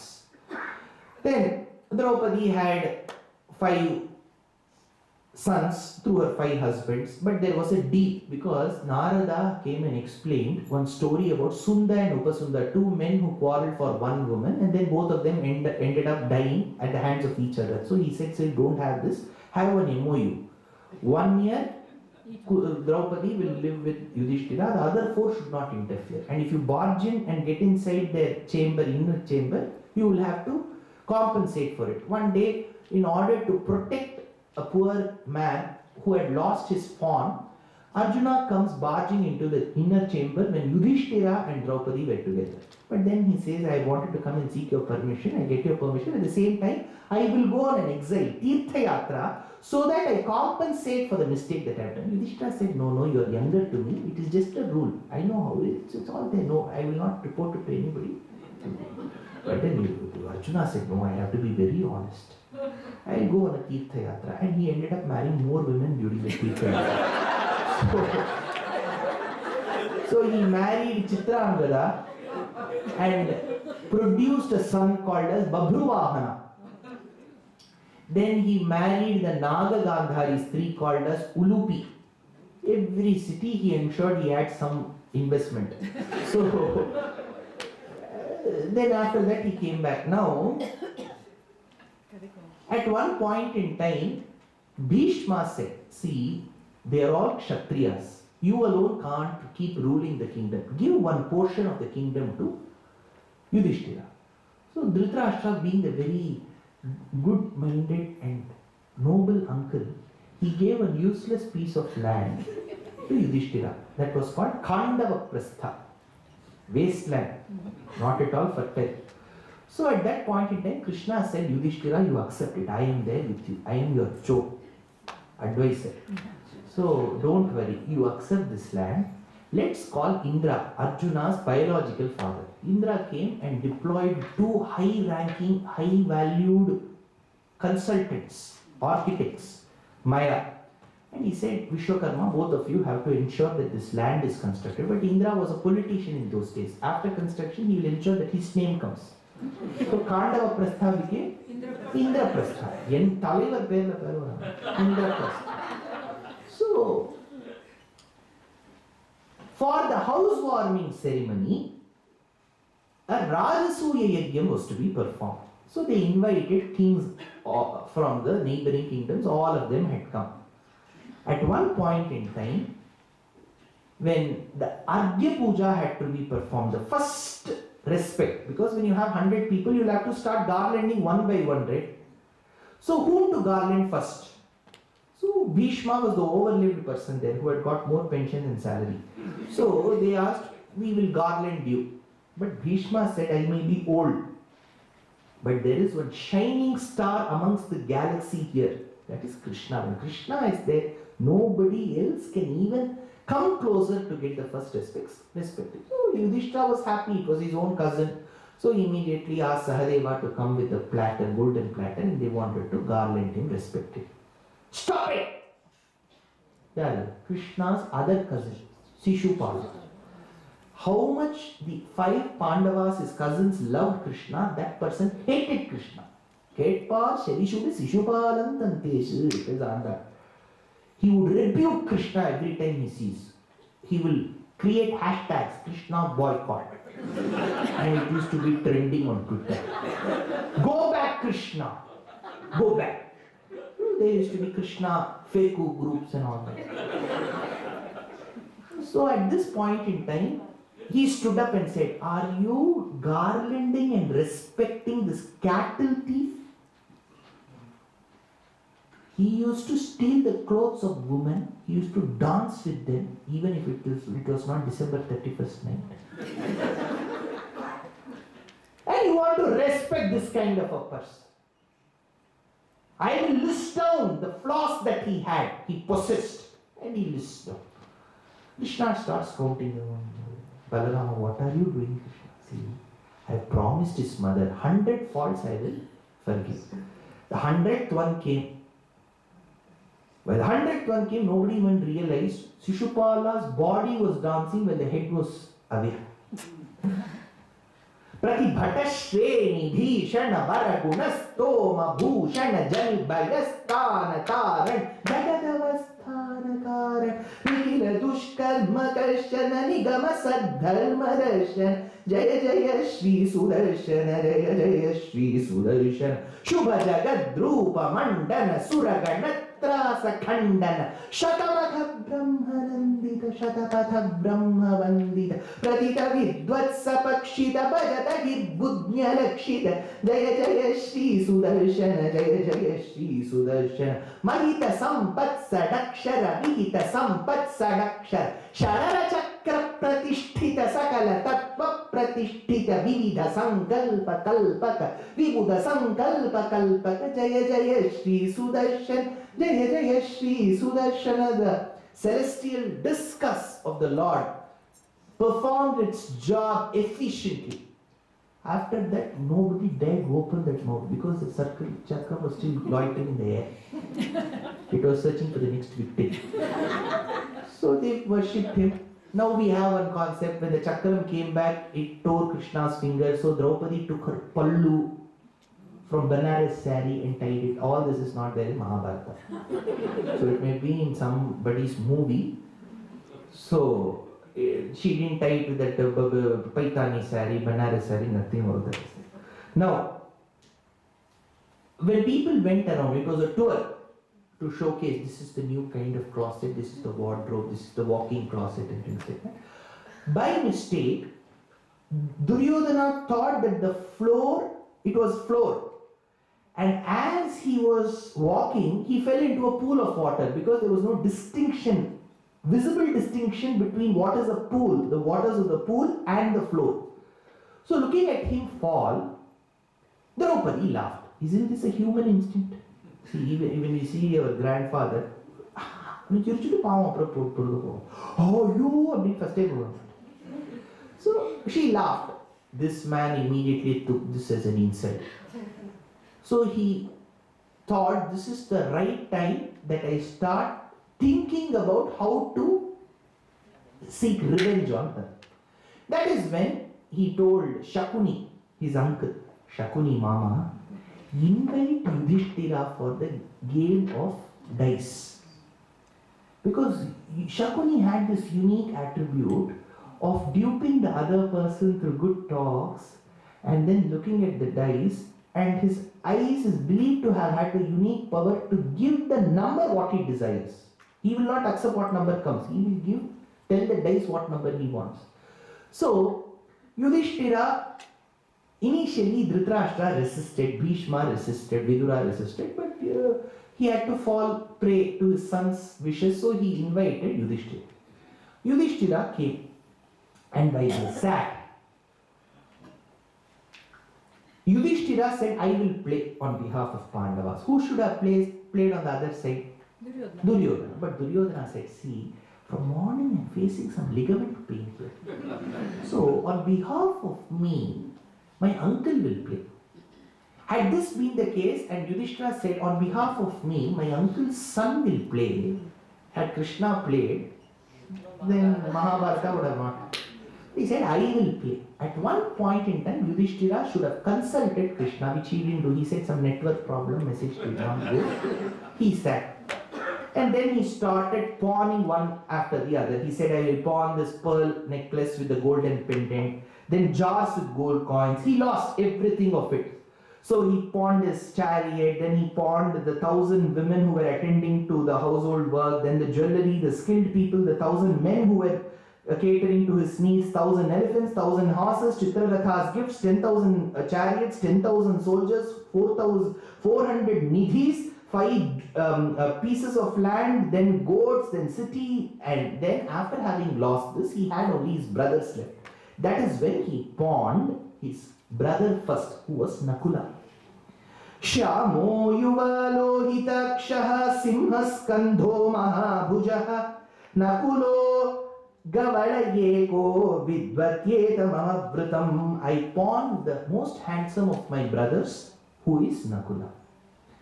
So he lost Nakula as well. So Nakula had to leave away all his ornaments, wear only the loin cloth and next to Duryodhana. Then he pawned Arjuna, then he pawned Bhima, then he pawned Yudhishthira, then he would have also pawned Sahadeva. After having done this, Yudhishthira, who lost himself, said, we are all now your slaves. That point in time, Shakuni tells, no, you have something else in your possession. They keep wondering, no, we have pawned. You have something very priceless as your possession. What is it? Asks Yudhishthira. Where is your wife? That time he asks. Ekavastra tvadhoni virodamana rajaswala sabham agamya panchali shvashurosya grato bhava. Ekavastra tvadhoni. Ekavastra means the one who's adorned with one piece of cloth. In those days, women in their menstruation cycle for 3 days will adorn themselves only with one piece of cloth, and they will be stationed in one room, because you didn't have pieces of cloth that could make their lives easier in those days. So they had to be Rajaswala. Rajaswala means one in whom blood is still oozing. In Sanskrit it's called Rajaswala. So Shakuni said, call that lady in the periods. He didn't even give her respect. So at that point in time, they send the first messenger. He's called Pratikrami. If you have to listen to Mahabharata, I cannot do that in 2 hours. Anyways, I have given 48 hours of lectures on Mahabharata's first 3 chapters in Tamil in YouTube. You can go and watch. In 2 hours, I have to bring the essence of all this. I am missing many episodes here. So, Pratikramin goes and he tells Mata, you have been called to the Sabha. She tells, how can I come in this state? Already I am bleeding. How can I come? The kings know about it, I cannot come. No, Mata, Duryodhana has asked you to come. Why should Duryodhana ask me to come to the Sabha? After all, a place like Sabha, which is a public place. No, because you have become his possession. She's all the more confused. How can I become his possession? How can I be, first of all, a possession? And how can I be his possession? No, Mata, Yudhishthira has lost himself. So every statement was a revelation to her. So she said, I cannot come. But one thing, since you have come taking the orders of the king, I just have one question to Yudhishthira. Did he lose himself first? And then did he pawn me and lose me? Or did he pawn me first, lose me, and then lose himself? Go ask him this. So he went to the Sabha and said, Duryodhana sir, Madam has asked her a question. He slapped Pratikrami. That lady is a slave now and she is asking question. She has no rights. Dushasana, you go. Dushasana goes. Rajaswalava bhavayajñaseni ekambaravapya yatha vivastra dyute nitadhasi kritasi dasi dasi shuvasascha yathopajosham. So he goes. She tells, don't come into my chamber, Dushasana. You are my brother, husband's younger brother. You are like my son. So you should not be coming during this time, and I'm already undergoing a lot of pain in my body. He said, for a dasi, I should give you time to talk. So he catches her by the braid and pulls her. As she is pulled, she falls onto the floor and blood is strewn on the floor, tells Vyasa. She is dragged till the court and her wail is heard all over Hastinapura. When the 100 sons of Dhritarashtra are stationed looking at the heads bent of the Pandavas in the Sabha Madhyam, having Bhishma, Drona, Kripacharya, Vidura, the king Dhritarashtra, she was pulled to the court. While the other brothers got up to kind of defend her, Yudhishthira said, as per rule number 34F and 44B, we slaves are not allowed to talk. Sit. So Yudhishthira was one of those unique persons. In India, he will put the right indicator and also use his hand. Very rule abiding. So now we had Draupadi who was dragged to the court. She said, is it right for a man to treat the woman as a possession? She is a human being. How can you pawn your own brothers? Forget me. How can you pawn your own brothers? They are individuals. You may share a relationship of brotherhood, but brotherhood is still a feeling. How can you pawn your brothers? How can you pawn your own self? And above all, how can you pawn me? How can you treat me as a possession? And if at all you have treated me as a possession, you have lost yourself by pawning yourself. Then how could you pawn me? A slave who has lost would have lost himself along with the possessions. You cannot pawn me. And if you pawn me first, what rights do you have to pawn? Vishnu had no answers. When you don't have answers, hey Dharmaputra, I shall go ask Bhishma. Hey Bhishma, you tell me. Is it right what he has done? Bhishma said, see, I see some merit in your argument and some merit in his argument. It's a thin line, I don't know. You see, at times I feel you are right, at times he dilly-dallied.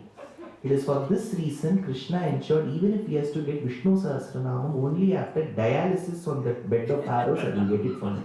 Because it is this man who did not do justice to the woman, how can I get Vishnu Sahasranamam from him? That is why after all the blood was removed from him, from the bed of arrows, he got Devaki Nandana Srishta, Kshitishah, Kapanashanaha, Shankabhin, Nandaki Chakri, Sharangadhanva Galadharaha, Rathangapanihi, Akshobhyaha, Sarva Praharanayudaha. So Bhishma couldn't do justice there.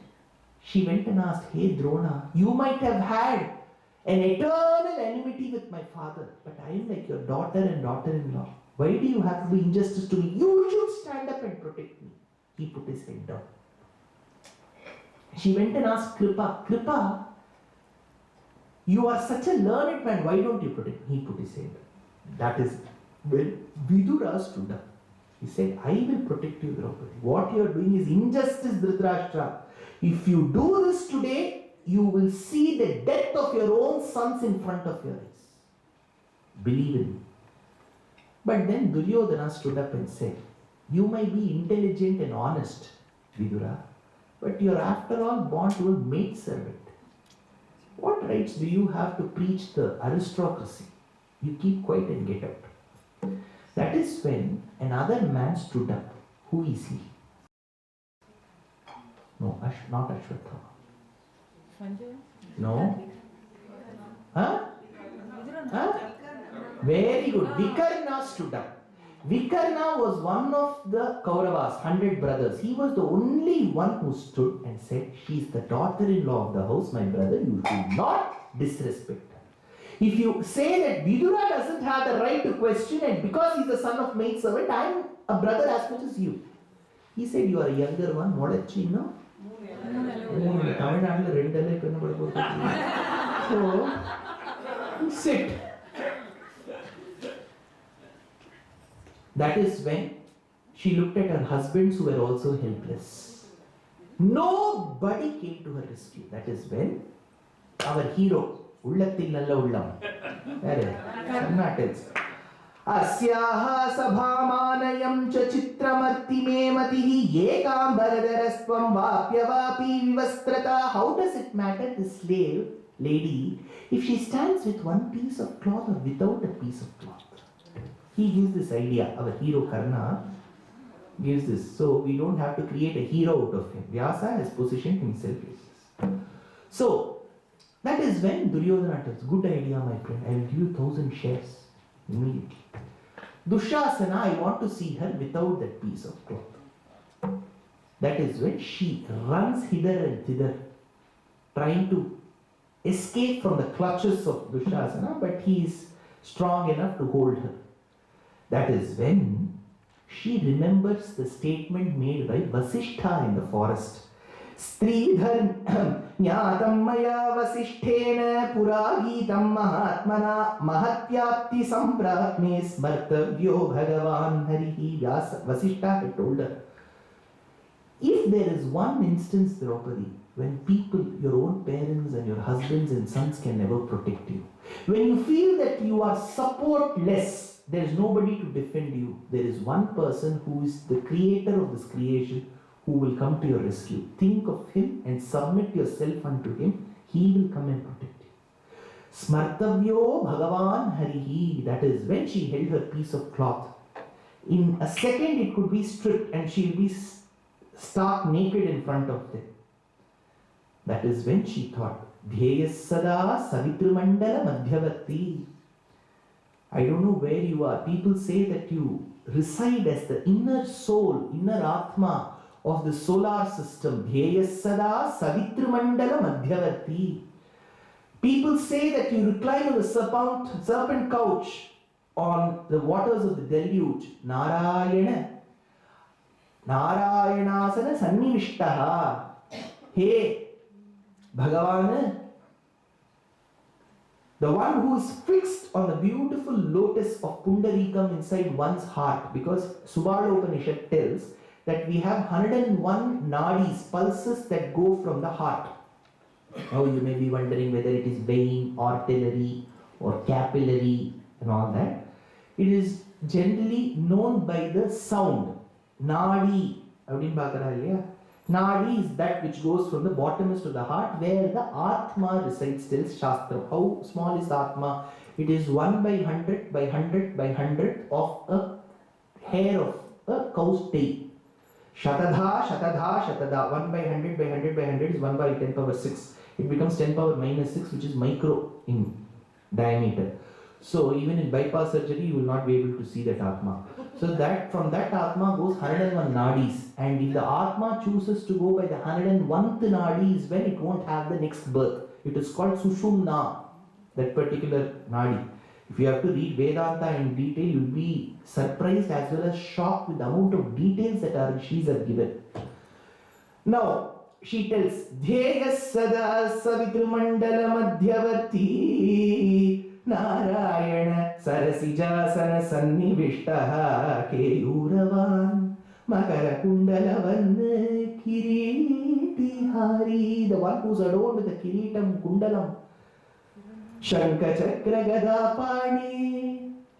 The one who is adorned with all these ayudams just to protect me. If you don't protect me, what is the use of having these ayudams? One is holding a beautiful karandi in the hand.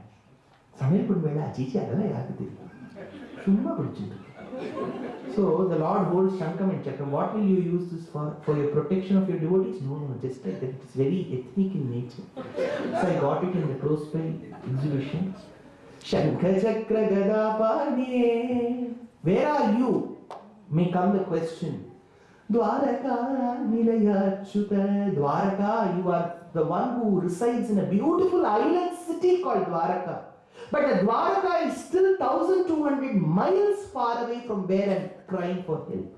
Dwaraka Nilaya Achyuta. Achyuta.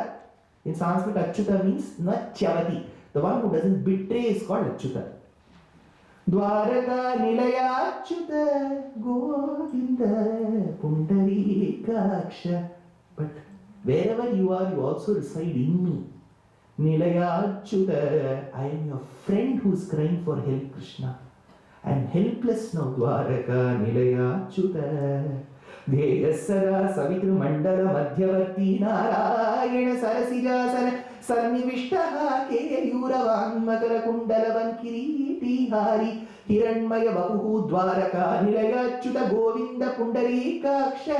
Till then she was holding the piece of cloth between the jaws of her teeth. It was still her effort. Now she thought, I have to submit myself unconditionally to him. She left that also. Pundarika Aksharakshama Sharanagatam. She took her arms above. Krishna, who was fighting, waging a war with another king in Dwaraka, could sense that cry for help. He wanted to send clothes to her to cover his friend, to cover her manam. But he found none. Stock was not available. Where will he get the cloth from? Tirumangayalvar, the mystic Tamil poet, tells. It seems he wanted to knit a piece of cloth. So where will he get the threads from? He took from the Tirumangalyam of all the 100 Kauravas' trees. Ensured that they are bereft of Tirumangalyam and strung the sari and sent it. So it was multicolored sari. It was a mix of Kalankari, Paithani, Kanchipuram, Venkatagiri, Mangalagiri, Benares, Mysore silk, KSIC, then batik, ikat, Pochampalli, Orani, Chinnalambattu, Uppada, Tribhuvanam, Dharasuram. No. So all this raw silk, all this is now, the ladies who were in the assembly hall, they say, hey, this piece of cloth I want. We'll take that and go. So as Dushasana started stripping her, at every point in time he thought the sari would end, a new piece would start. Now Kalamkari will start. This will start. She was standing there completely meditating on the Lord. He got tired at one point in time. So he fell. That is when Bhima stands up and says, Dushasana, I am not even taking my eldest brother's permission. Now I say that I shall kill you, tear open your chest, and then consume your blood for the act that you have done. Arjuna stands up and says, Karna, you will die at my hands. Then when everybody has said, Yudhishthira, he is clueless, he says, okay, I will do something about the rest of you. So even before he gave permission, the others had vowed to kill the others. That is when Gandhari comes running. She tells, what a blind king you are. Being born blind externally is not one's fault, but being blind internally is one's fault. You are blind, O king. What an administrator you are.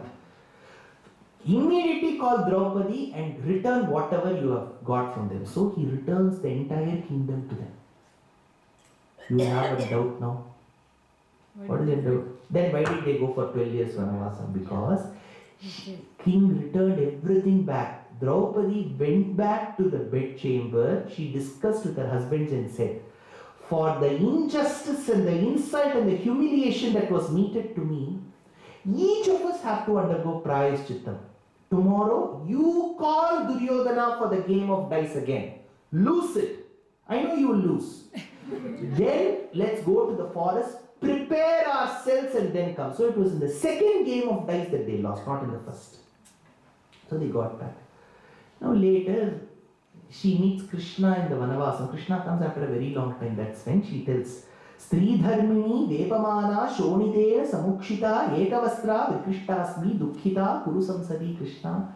When I was helpless in the court, it was only your grace that protected me. But Krishna said, don't worry Draupadi, for all the tears that you have shed, I will take care.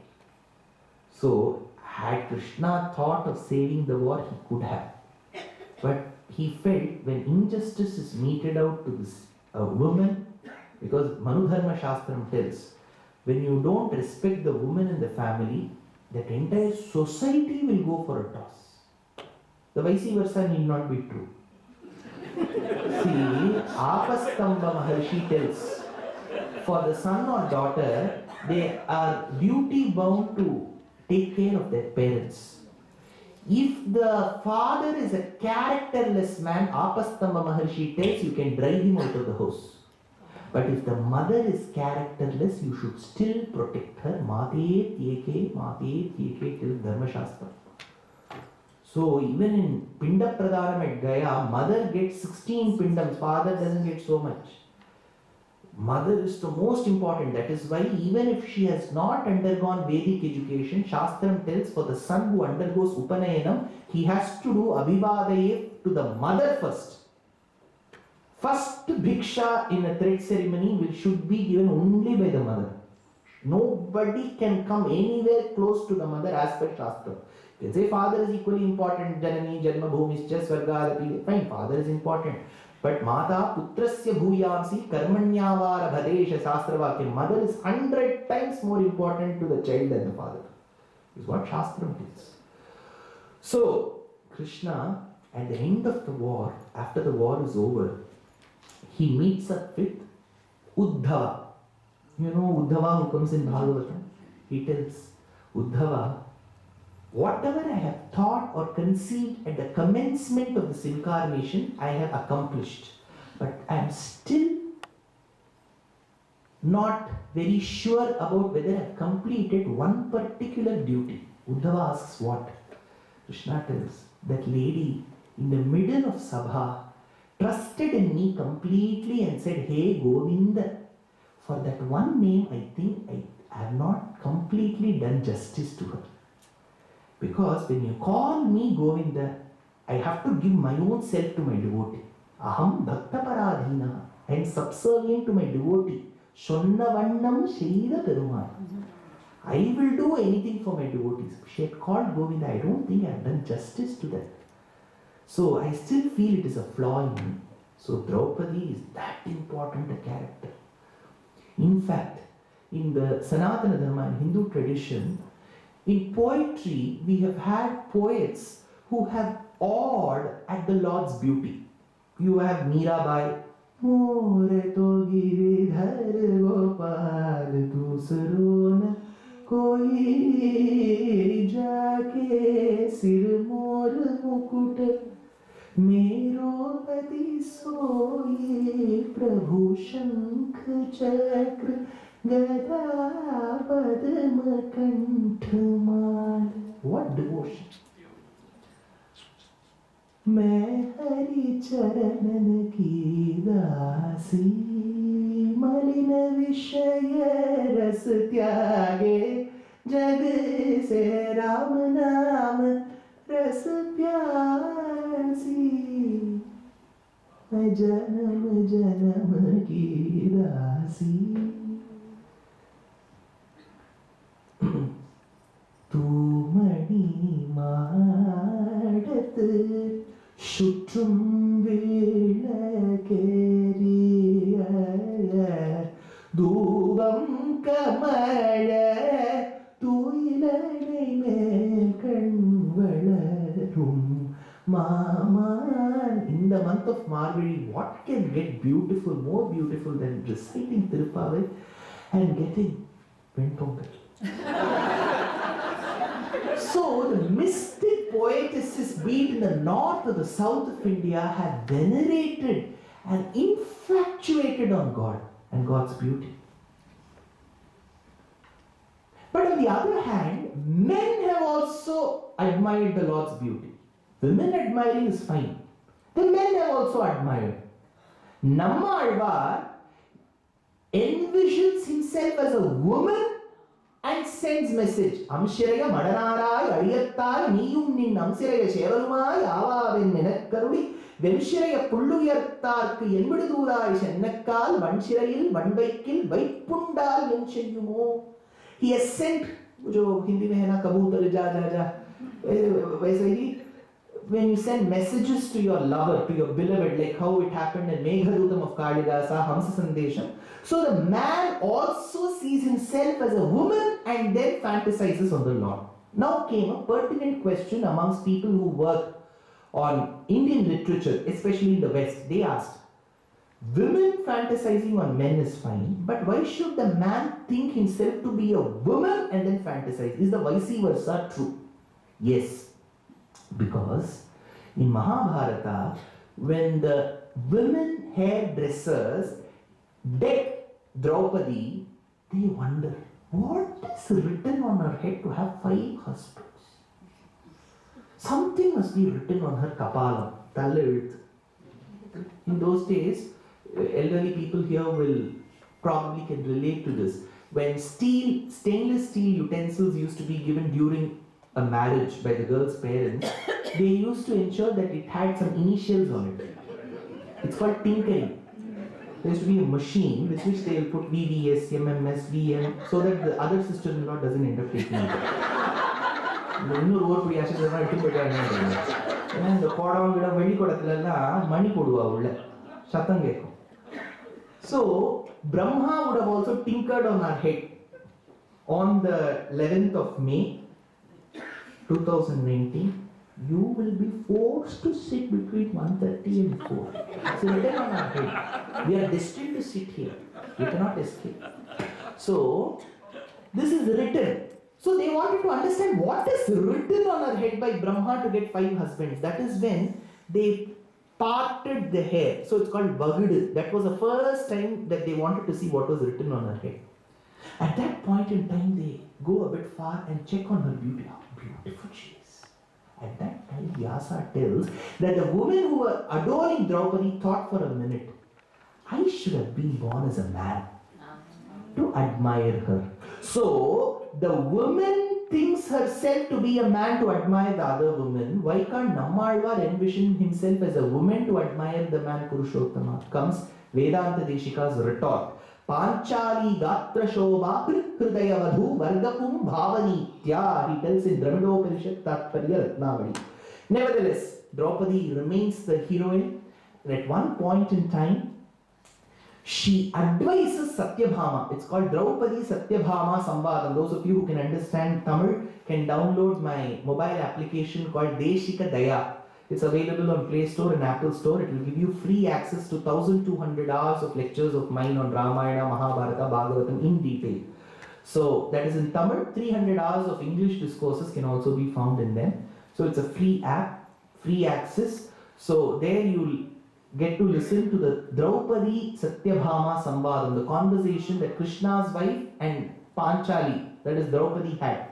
So it's a very interesting conversation.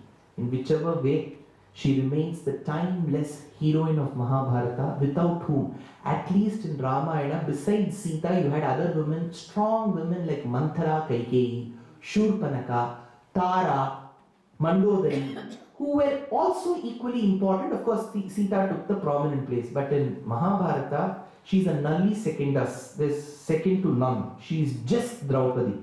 We don't even know how Duryodhana's wife Bhanumati reacted. We don't even know much about Subhadra. We don't know much about Uttara. They all come in parts, but Draupadi comes in entirety. So that determines how much of significance a great poet like Vyasa has attached to this character called Draupadi. So much so that even in the walls of Angkor Wat, one of the largest functioning, non-functioning Hindu temples in the world in Siam Reap in Cambodia, out of the 4 panels, stone panels built 950 years before by Suryavarman II, you have one entire panel dedicated to Mahabharata. Without Ramayana and Mahabharata, Indian civilization is a worthless bauble. So both these scriptures along with the Puranas, with Ayurveda, Dhanurveda, Dharmashastram, Samhita, Vedas, people ask, tell me one book in Hinduism which is very important. You're telling me books. I say, if I'm a Hindu, I will not ask the other person to read a book. I'll say, welcome to the library.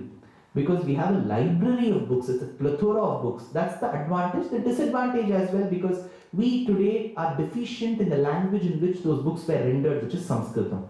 And sadly, our rishis have not delivered any books in English. So we don't know Sanskritam, they have not given us in English. and we rely on translations which are generally poor to very poor in nature. So we refrain from reading, which is one of the other ways that we can escape from acquiring knowledge. And we cite that time management is very tough. When there are torrential rains, I have to lift the mountain of Titlis and ensure that I protect the residents of Switzerland. I'm that busy.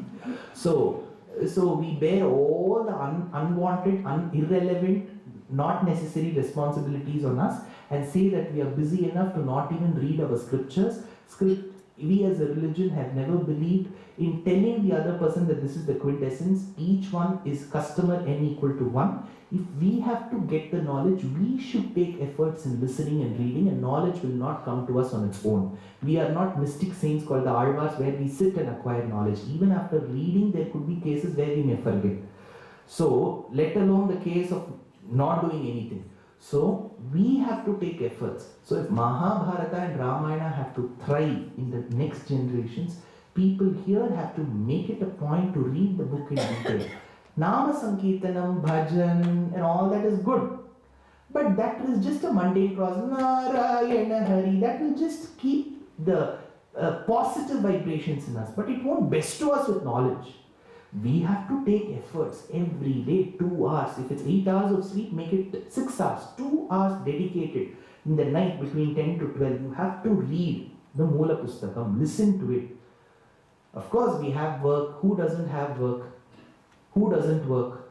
So, citing work, cooking, or taking care of the household is not a reason to not acquire knowledge. We have to take efforts. It's very, very important. When you drive to work, listen. When you gym, work out, listen. There's no harm.